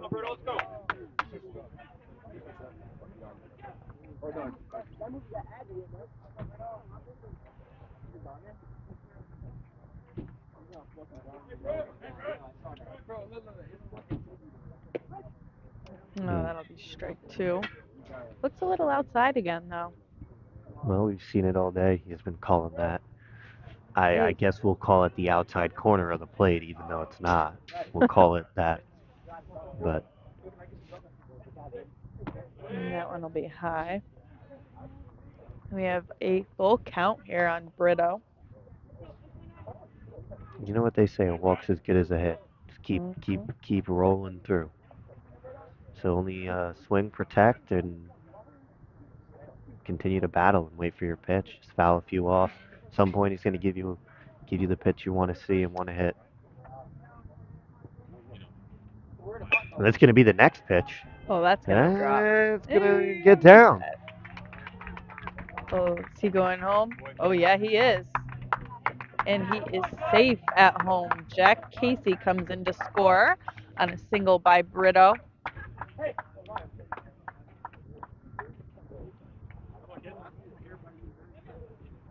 I don't know how they scored because they just weren't. Did they just not get the throw in? No, he held it because, I mean, Jack was pretty close to home plate.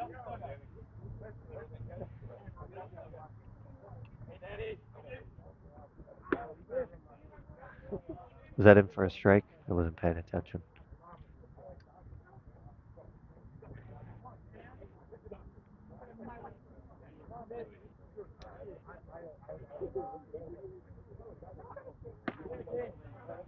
I know that one's a ball. Let's see, two balls. All right, so the first one was a ball.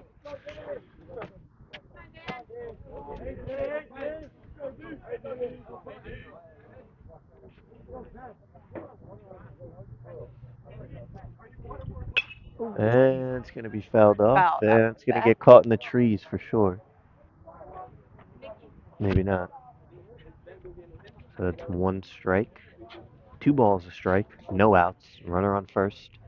2 runs scored in the bottom of the fourth for Seymour.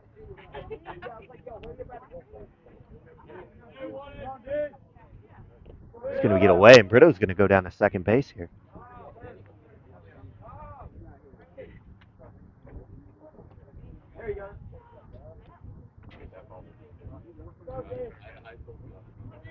We have a 3-1 count here on Mara.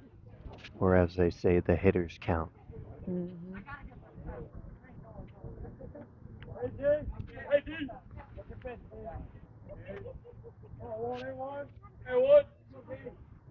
It's going to be upstairs. Ball 4. Runners on first and second. Garofalo comes to bat. No outs. Lang on deck. Let's load him up and let's see if Lang can hit a grand slam. That would be huge. Another little mound visit here for Oxford. Looks like we may have somebody else coming in. Why not throw in a 5th pitcher? You know what's crazy to me is they gotta put some mound visits remaining up here. And I know they do it in MLB.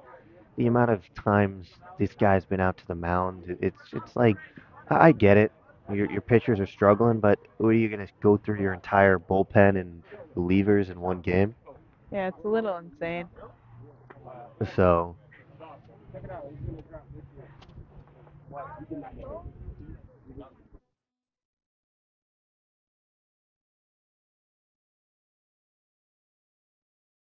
so I don't know. We'll see how everything goes on, but I would not pitch another pitcher at any point this game.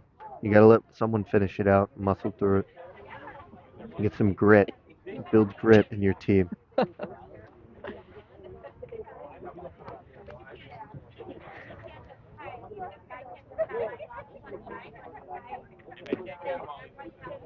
And you know what's crazy? I would have at least kept him in to face at least Lang, lefty v lefty matchup. Yeah, You're bringing in a seriously. right-hander to. I don't know. I don't know. I mean, do you know anything about Oxford's coaching stuff? You played in the NVL. I know you know some of the teams' coaching staffs. No, I mean I know their softball team has a good coach, but I don't know anything about the baseball team.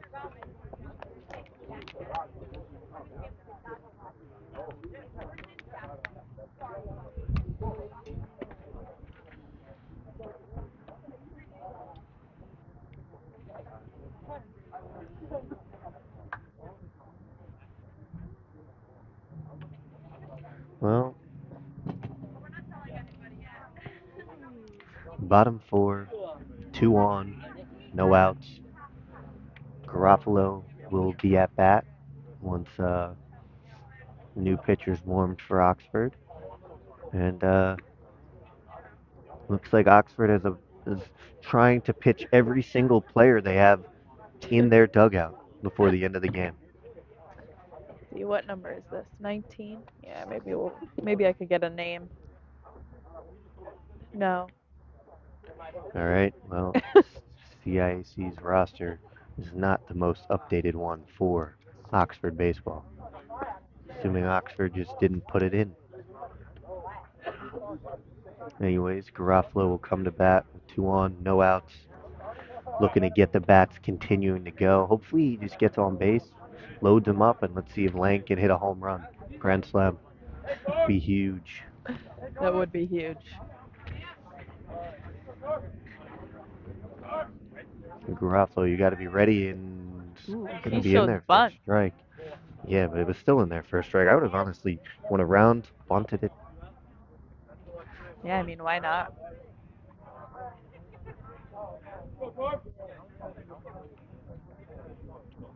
He's going to show bunt again. That'll be a ball.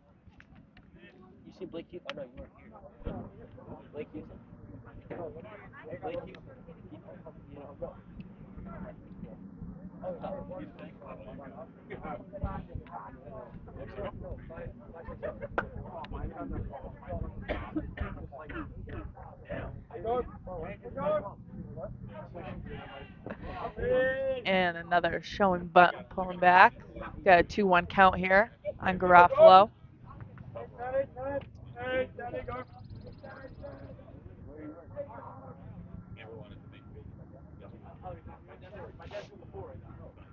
And he's going to show again and actually. No. Oh, Good effort there by the catcher. He just didn't get the bat down. Kept it up.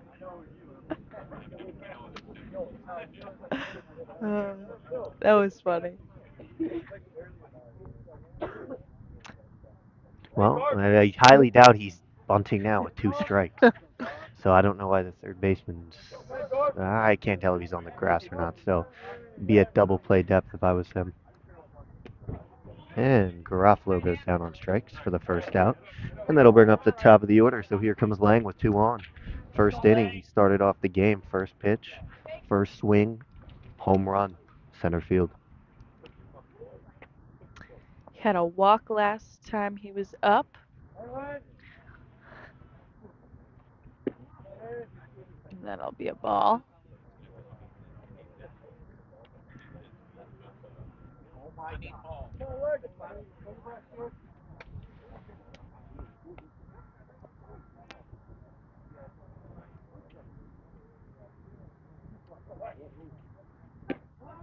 Ooh, that was a good pitch. Inside, he said it was inside. 2 balls. No strikes.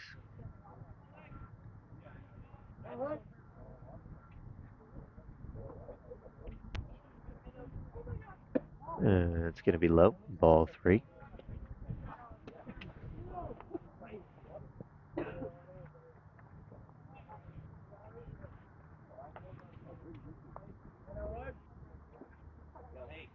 Here comes the pitch. And that'll be a strike. Got a 3-1 count here.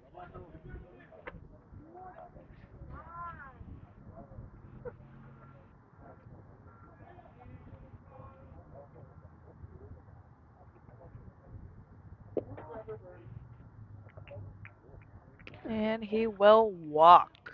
That is his second walk in a row. Gonna load him up for Proden. We have Proden and then Bam coming up. And we have 1 out here in the bottom of the 4th. If you're Seymour, you gotta take advantage. Jesus, I just ate a fly. Oh my God. If you're Seymour though, you gotta take advantage here. 1 out, bases loaded. This is where you can really put this game away.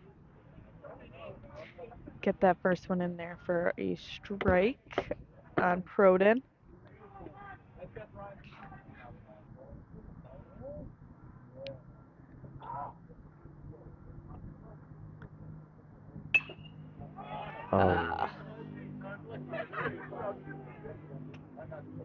And that one will be caught by the third baseman for out number 2.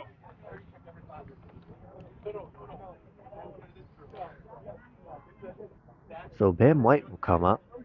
Bases loaded, 2 outs, bottom 4, 10-3. Seymour's up 7, but he can put this one away here. If he can find the gap, he could clear the bases. And that's going to be upstairs for ball 1.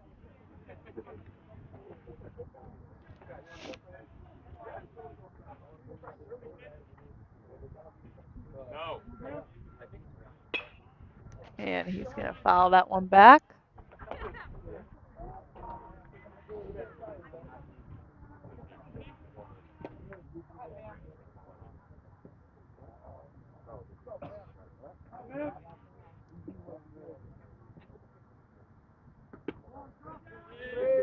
And there for ball 2. It's 2-1 count here on Bam.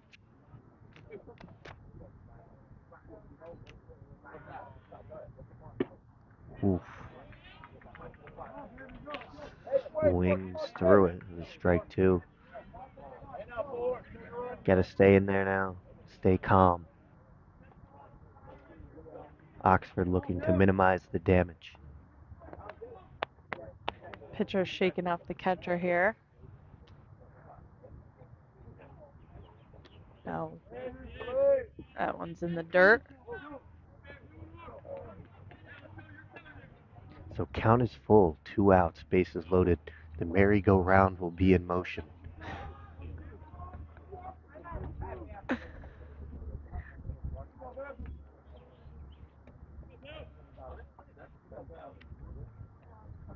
And here comes the pitch. That will be ball 4 for Bam.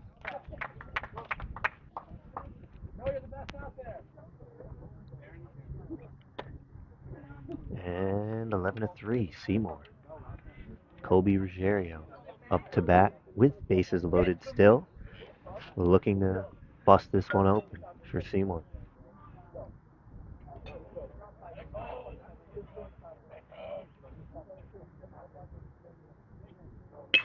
He's going to rip one. Good play by the third baseman. He's going to throw across, and that's going to be the inning. So Seymour strands 3, brings in 3 that inning, and leads 11-3 over Oxford in the top of the 5th. And so I wonder if Lang is still going to be out to pitch or if they're going to swap pitchers. Yeah, it looks like he still will be pitching.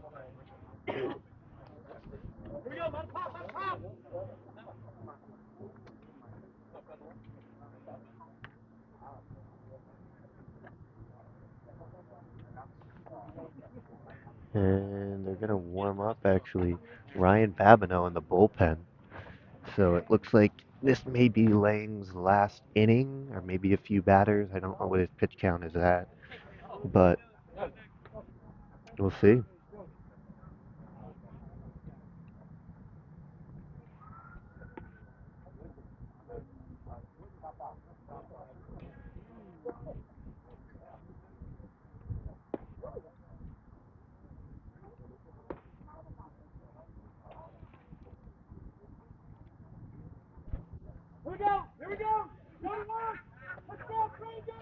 Coach Moore lighting a fire under his team, even though they're up 11-3. Love to see it from coaches. Got to try to get the mercy. You gotta just try to keep your guys fired up. I haven't seen much of that coming from Oxford's dugout at all today. You No, know? not at all. You could hear a And, pin drop over there. Yeah, I will say, I mean, it starts at the top, right? The captain of the ship. Mm-hmm. They may not have one.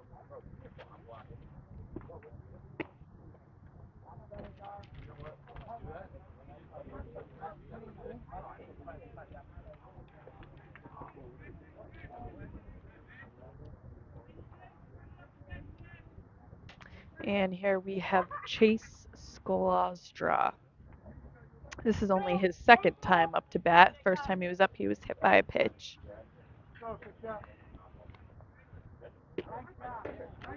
And that's in there for a strike for Lang to start off the top half of the 5th.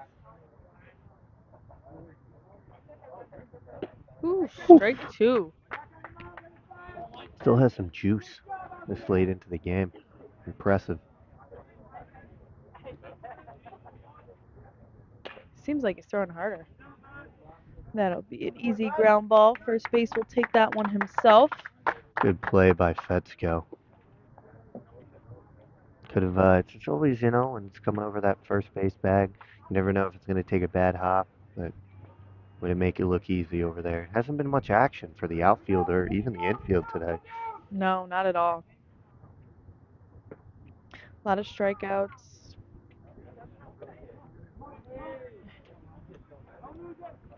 Home run, couple walks.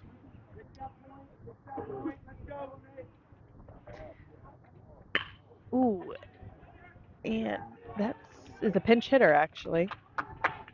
Or no, I think it's the new pitcher that we do not have his name written down on here.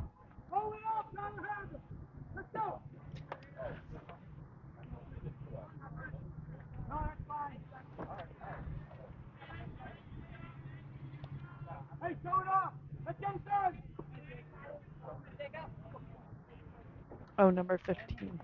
Yeah. That was Jack O'Hare, who actually is a captain as well. And now we have number 8, Tyler Bergaderi, who's also captain.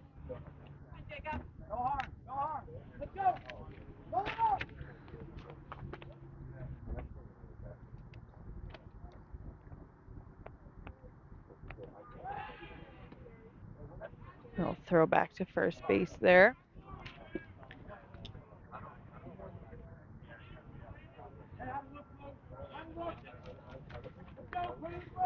And here comes the pitch. That one will be upstairs for Lang.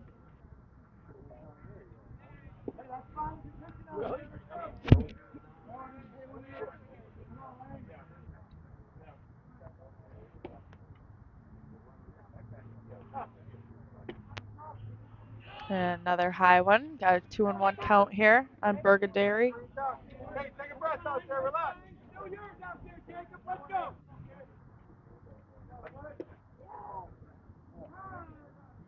Oh, jeez.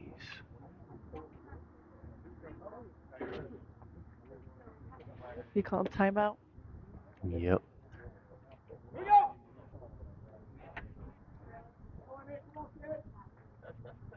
Oof. Another high one there by Lang to make it a 3-1 count. Yeah, you can hear Babineau starting to get loose over there in the bullpen for Seymour. That was a nice pitch by Lang. Full count here with 1 out in the top of the 5th on Bergaderi. It's interesting. He's really choking up on that bat with 2 strikes. Yeah, I mean, he is. almost took out his on deck batters. But I mean, you start to see a lot of MLB guys doing this 2-strike hitting approaches, shorten up your swing a little bit, and just put the ball in play or get the barrel quick to the bat. And he's gonna drop that in for a base hit. And White's Bam gonna White will get that ball right to third base. fire it into third base. And sure, no extra bases here for Oxford. Yeah, I almost would have thrown a little softer there. It almost went by Prodone. Proden. Jeez, I keep saying it.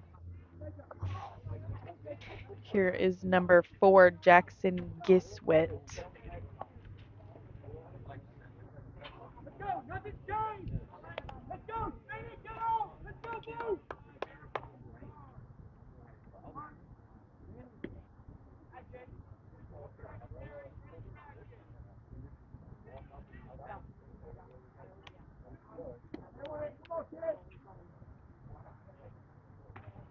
Here comes the pitch.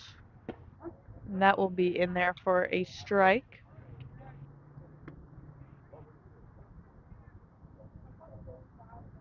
Hey, let's go, roll it up. Let's get out. Let's get out. And strike 2 swinging for Lang. Last time Jackson was up, he had a strikeout.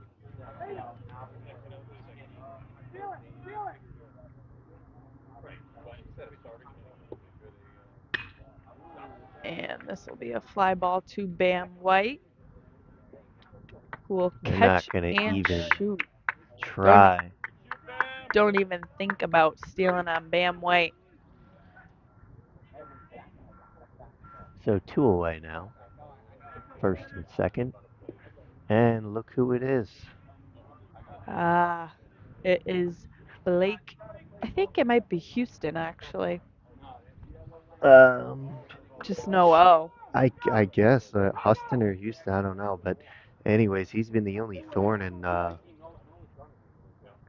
Lang's pitching today with that 2-run homer back in the 3rd.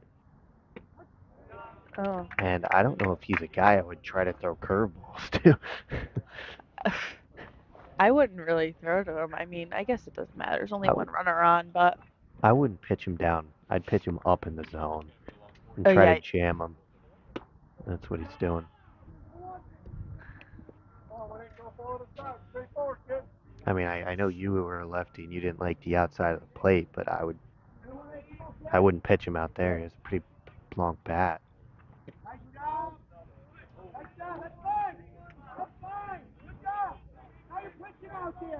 2-1.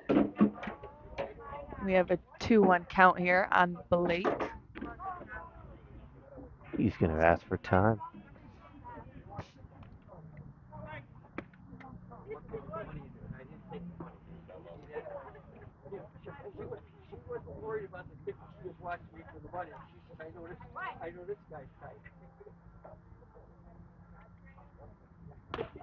And he's going to chop that one to first base. He will take that himself and get the out.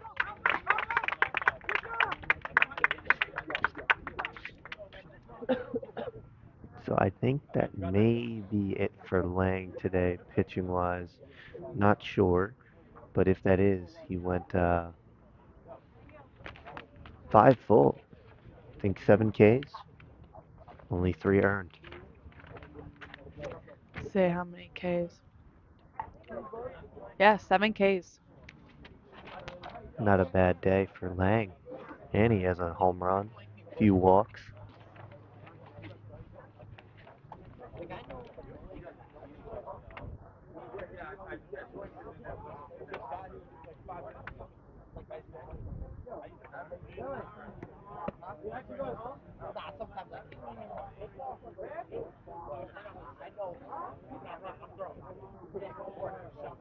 So we're actually going to have the same leadoff of this inning as we did last inning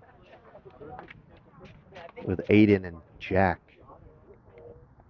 Both had doubles in that bottom half of the fourth.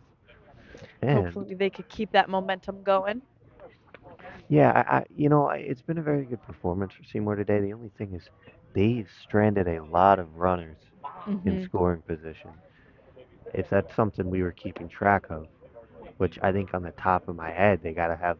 I think they had a few innings with the bases loaded, so that's at least 6 right there. They had some earlier innings with first and second. So I mean, you're looking at 8 or 9 runs Yeah. stranded. I know they scored 11, but in But- in games that are closer, you can't do that. Right, and that could have been the difference between them mercying and they don't have to use another pitcher today. Well, if they score 2 here, they mercy them. That's true.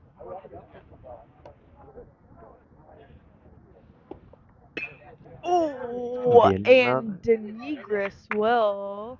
Oh, he caught it. That Yeah, looked like it was hit farther than it was. it just hit the end of the bat, just missed the barrel. If he got the barrel on it, that would have been deep into the left center field cap. So Casey comes up to bat. He's 1 for 3 on the day. Yep, 1 for 3.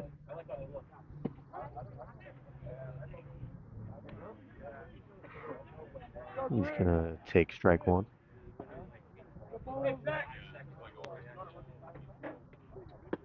That'll be upstairs. Hey, Jack.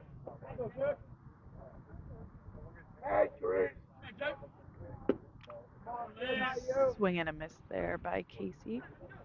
Yeah, he got fooled there by the pitch.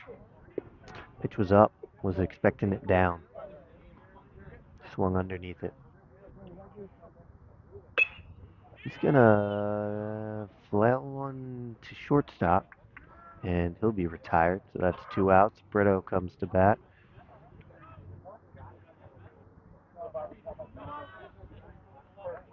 Brito had a nice little single last inning that had dropped right in behind second base.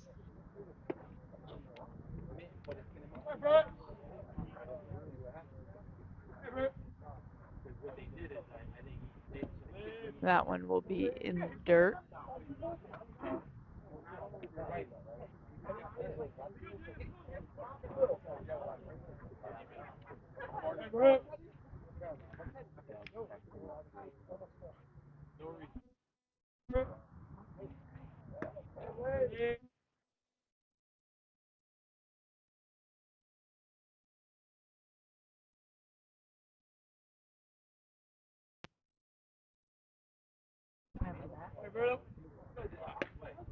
If,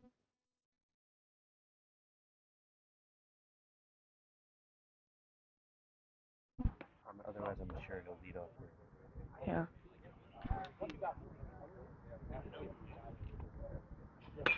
Brito's gonna And take one foul. we have a 1-2 count here on Brito. I think it's 2-2, but I think I missed a ball. 2-2. Yeah.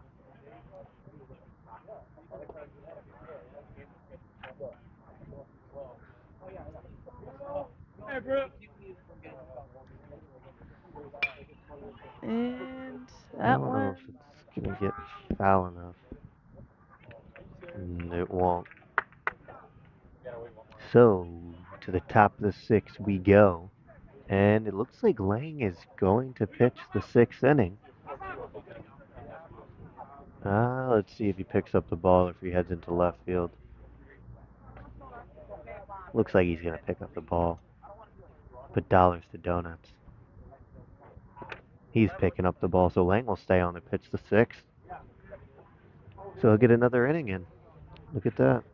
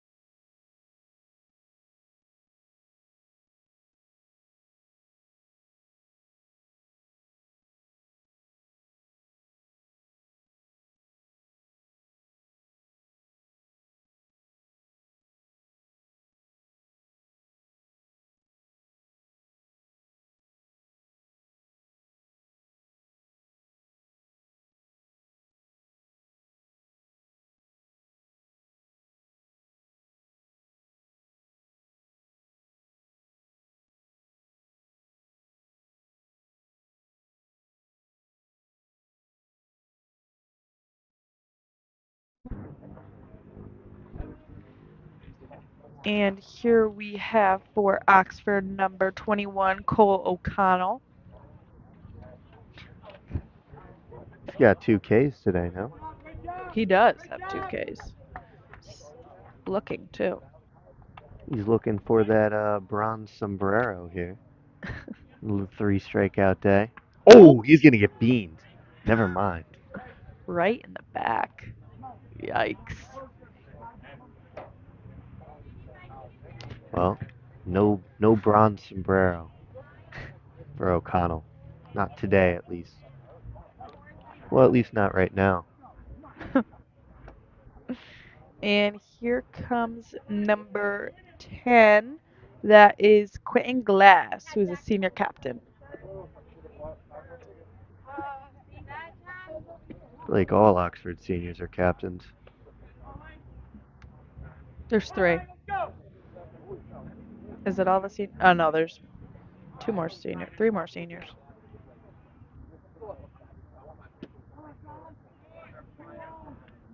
Miss again outside. 2-0. Lang falls behind.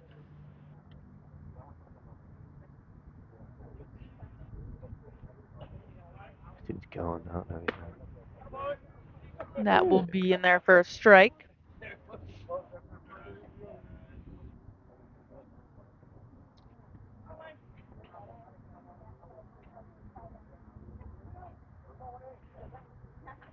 Woof. Strike 2 there.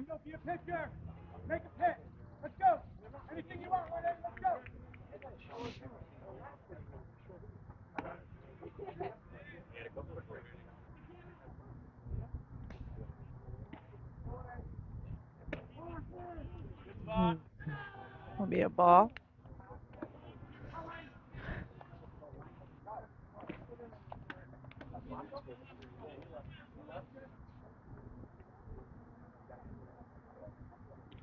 And strike 3 on Glass. Doo, doo, doo, doo, doo. Number 8 for Lang on the day. Here comes number 6, Xavier Carlson. He flew out to left field last inning. Did you get a winner?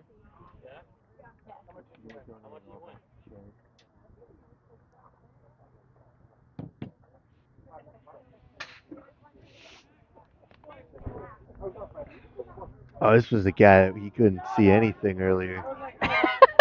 So let's see if maybe he fixed it out with that deep fly ball to Brito, because he got tied up really bad this game.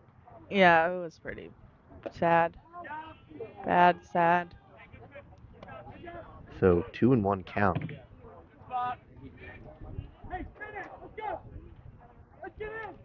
He should give his bat to Heston because it matches his the Grinch cleats. It does.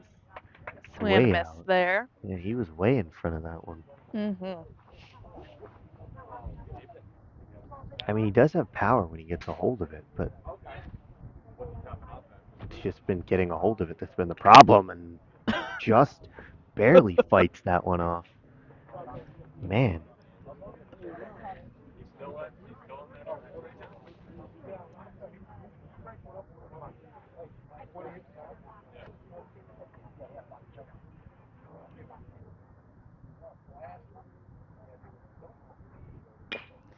Oh, in front of that one. he's gonna foul it off though. Stay alive.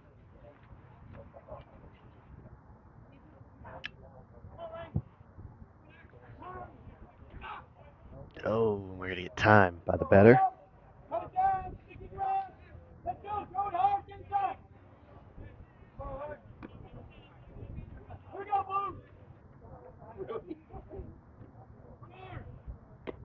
Woo! Man, he's got to learn how to swing that bat. I'm not trying to be rude, but it's just he's watching the ball every single time go into the catcher's glove. So it's at some point, it's Barry Bonds said it. All you got to do is he changes the ball from the glove from the ball to the bat. That's This, actually number 9, right? Number 9 strikeout for Lang. I think so, yeah. And then this is number 9 up to bat right now, which we do not have listed on our Oxford baseball roster here. So I am unaware of who this is.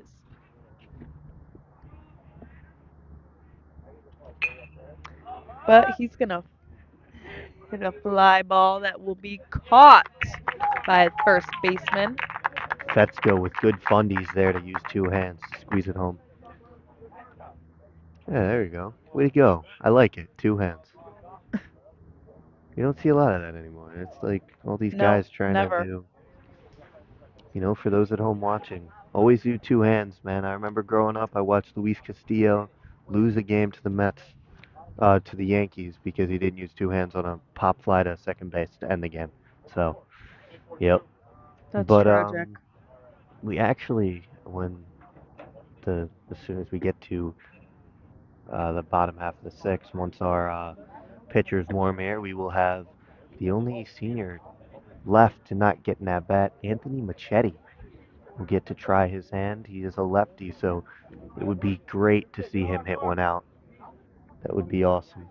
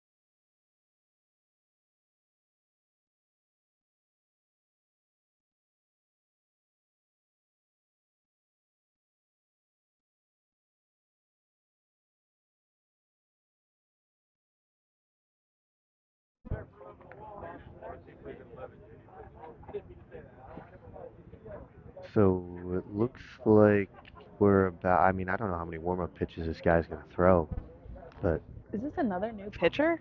was 15 not in last inning? Oh, he hit. So this is Jack O'Hare. He's the captain. He hit last Was he inning. pitching or was it 19 last inning? No, I think it was 19. I So then thought. this is another new pitcher. Wait, was 19 the lefty? No, number 10 was a lefty. Oh, okay. No, I So think this it is was another. 19 last inning. So yeah. So what is that? Number 7 or 8 on the day? 6, 7? Yeah, I think so. Maybe 7. Using the entire bullpen. It's an interesting strategy. But here comes senior Anthony Machete up to bat. Love to see him hit a home run here on senior night. Oh yeah! Good eye! Easy to take ball 1 in the dirt.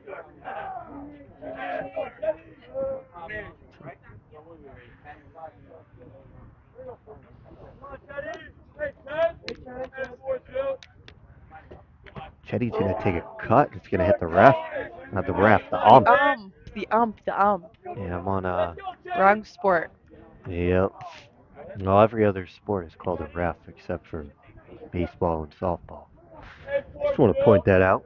Yeah, I guess.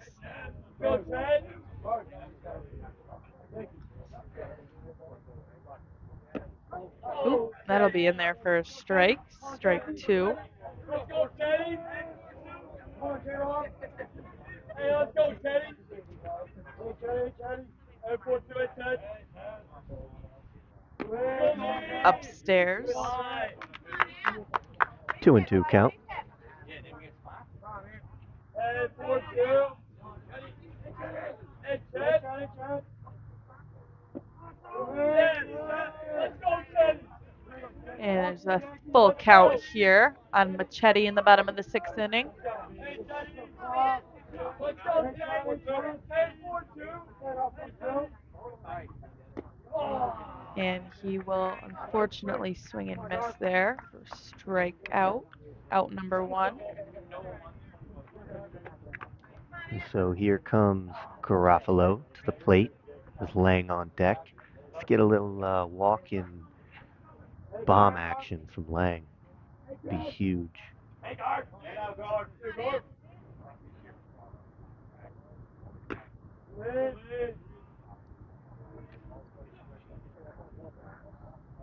Hey, 1-0, hey, guard.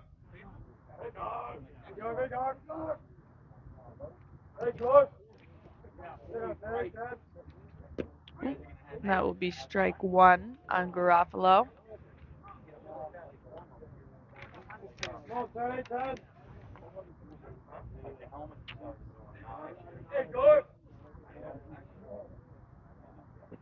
Ooh, that one was in the dirt. Swing and a miss there for Garofalo. You know what's crazy to me is it looks like, I don't know if Oxford's warming up another pitcher, but there's 2 people throwing out over there. So I guess if you took the over on Oxford using 6.5 pitchers, congratulations.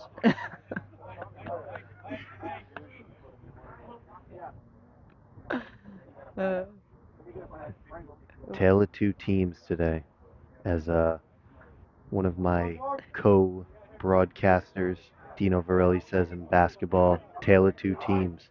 One gets a pitcher to go 6, one has 6 pitchers pitch, so that's going to be in there for strike 3 though. Oof. That's Yikes. 2 outs. Garofalo goes down. Lang will come up to bat, and this could be the last bat for Seymour, bearing a complete meltdown in the top half of the 7th unless Lang continues to get it going. It would be great to see another home run here. It would be amazing. That one's going to be in the dirt for ball 1 on Lang.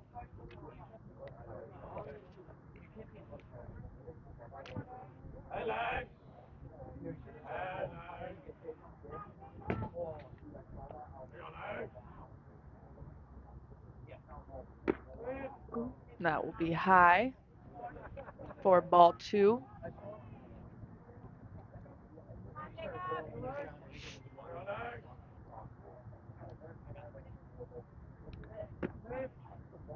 And ball 3. They're really pitching around him right now.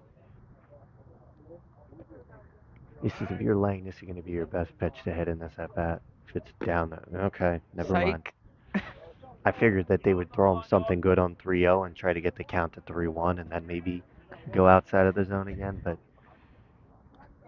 that was not on the agenda for Oxford. Here we have 15. Perodin. Proden. And He's going to get that. Oh, they're going to. Oh! Oh! Oh! Yeah, that was Little split he did there. Now we have runners on first and second for Bam White to come up to the plate, where is he? getting his Oh, there he gloves is. on. Let's go, Bam.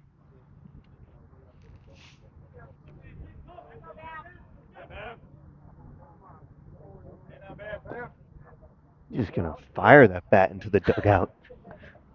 He's just getting up there. He looks like he's ready to hit the ball. Let's see something over that short right field fence.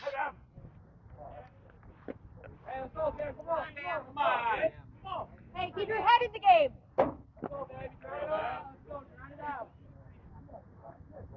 I don't know what he is doing out there. He's not having it.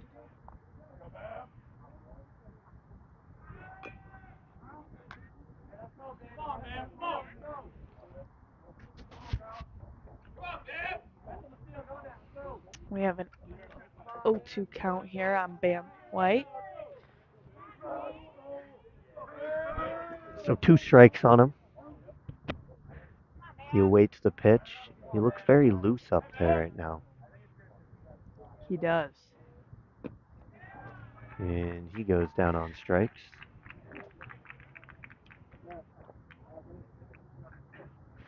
So we head to the top of the 7th. 11 Seymour, 3 Oxford. And it looks like Cortello is going to come out to pitch the 7th inning. So he's someone we've seen on Project Purple Sports, but for basketball. He leads the team in strikeouts with 26. And that'll be the end of Lang's day on the mound. So Lang went 6, gave up 3 earned. Think he finished with 8 strikeouts, or did he finish with 9? Let me get to my sheet here. 8. It's a great day on the mound and a great day behind the plate. 3 walks and a home run. Yeah, not too bad. So we'll take this time, and the call to the bullpen for Seymour is brought to you by New Balance. We'd like to thank New Balance for supporting us in everything we do with Project Purple and Project Purple Sports. New Balance has donated a ton of merch to us in order to put on awareness games with schools. Seymour has some special New Balance shirts, warm-up shirts on, and they've also outfitted a ton of basketball games as well as soccer. So we'd like to thank them for their partnership. We also like to thank Hartford Healthcare. Hartford Healthcare, we partnered with them in November to launch the largest high-risk screening in the state of Connecticut with a $750,000 grant, which is the largest in the pancreatic cancer space in the state of Connecticut. So we want to thank Hartford Healthcare for continuing to work with us and helping us fight for a world without pancreatic cancer. That was the call to the bullpen, brought to you by New Balance and Hartford Healthcare.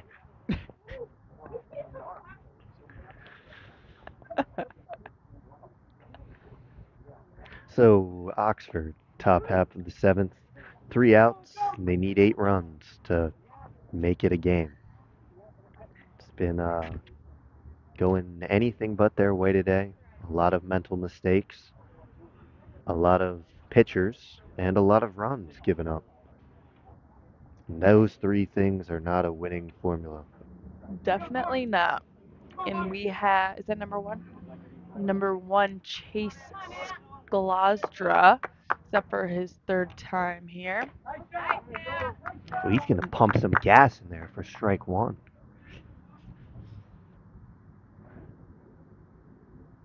Oh, he's throwing hard. That'll be a little bit upstairs.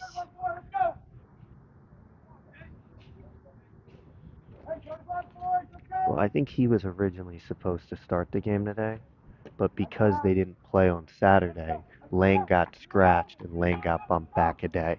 Oh. So hopefully Cortello only pitches under, I think it's like 30, and then he'll only need a day of rest, Hmm. and then he'll be able to go. I don't know when their next game is, but he'll be able to pitch the next one for him. Next game is supposed to, I think they're actually supposed to make up with Oxford. Is it tomorrow? I don't know if you've looked at the forecast recently, but I know it's supposed to rain all week, but they're supposed to have games Tuesday, Wednesday, Thursday. Or maybe well, it's Wednesday, Thursday, Friday. they're gonna call that ball four.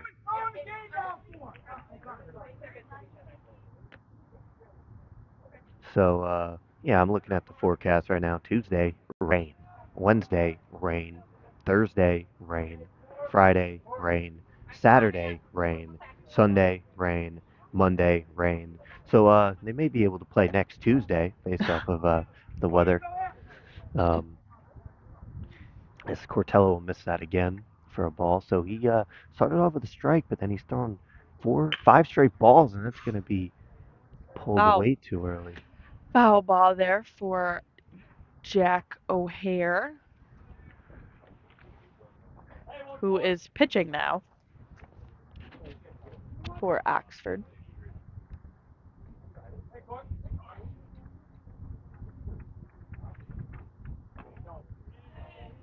That'll be a little low.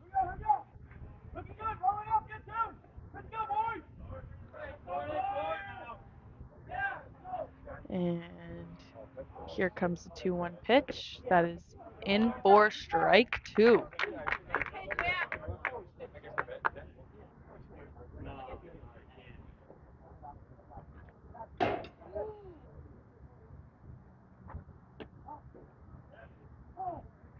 So count is full.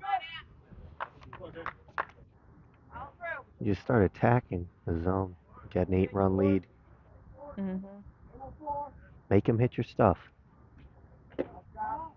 Oh, that was a good pitch.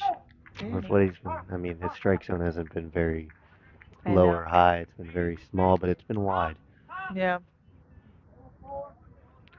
So 2 batters face, 2 walks for Cortello. And he needs to start attacking some. Well, they're at the top of the order now, too. So now you better Yep. Here we start to are for go. Tyler Bogaderi again. He's going to bunt. Oh, you got to make that play there. It's going to be a fair ball because they Oh touched it. my God. They're going to get the lead out, though. So All right, that's almost, okay. At least you got the lead runner. well, almost complete chaos there. It was a close one.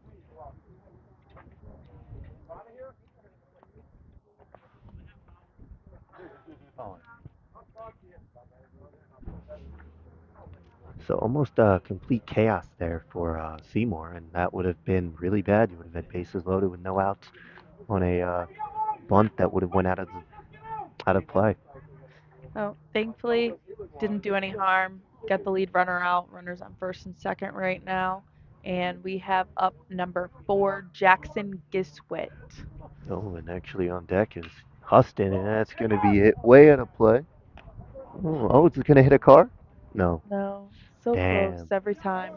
I had the over-under on cars hit today. Just kidding, guys. Just kidding. It's just a joke. So there's a strike from Cortello, and there's another strike. So he's up ahead 0-2 with Huston or Houston on deck. We haven't figured out which is the correct pronunciation, but he has 2 RBIs on a 2-run homer in that 3rd inning. So you would prefer to probably not face him with the bases loaded here in the top of the 7th. Yeah, definitely not. Ooh. He is going to strike him out. Yeah, he got him. He fooled him there with that off speed. Last time we saw Blake Houston at the plate, he had chopped one to first base. Yeah, he's been the bulk of the offense for Oxford today. Well, pretty much all of it. Just two out Yeah. of the 3 runs, 66% of it. It's gonna be in there for a strike. I don't know if this is the guy I'm throwing any off-speed pitches to, though. I'm definitely not. I don't think I would throw to him. I throw him up and away, or up and in.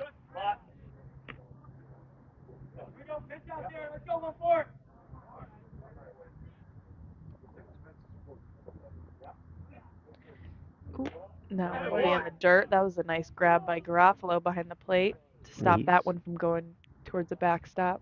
he's had a great game behind the plate. You know, he's stopped a lot of pass balls that could have been potentially detrimental earlier in the game for Seymour. That will be a ball. It's in their 3-1 count.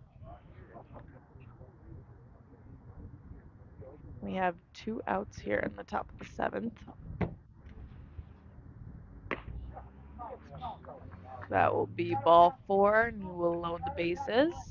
Top of the 7th with 2 outs. We have Cole O'Connell coming up to bat. You know, certainly making Seymour sweat a little bit here. However, they do have an 8-run lead, but you wouldn't like to make it any closer than it needs to be. Oh, nice pitch there by Yeah, Cortello. that was nasty, nasty stuff there. And last time O'Connell was up, he got hit by Lang in the back. Oh, he can still go for the bronze sombrero today, though, with his third strikeout. That's for sure. Let's see if he could do it.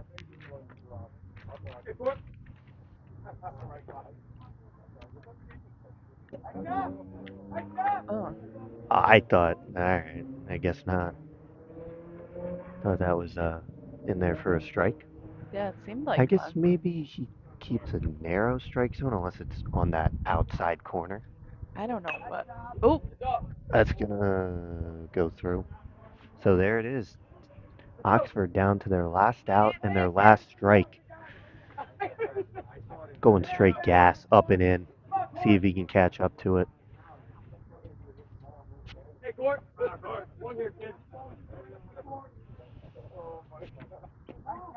oh. Well, count is full. You need to do something now.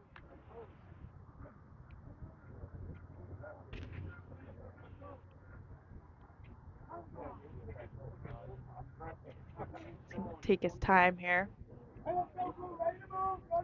Make him beat you. I'm throwing straight gas. Make him hit it. That will be ball 4. He will walk in a run. Got to get this last out here in the game. Now we have number 10, Quentin Glass, up to bat. He struck out his last time up. He's actually had 2 strikeouts as well.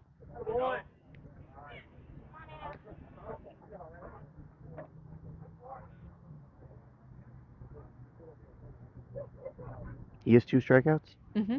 He's also going for that bronze sombrero. And now he's got a chance.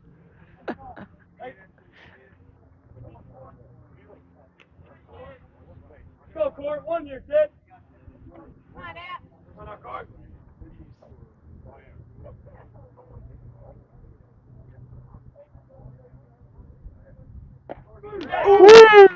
And he sits him down. Ends the game on a backwards K.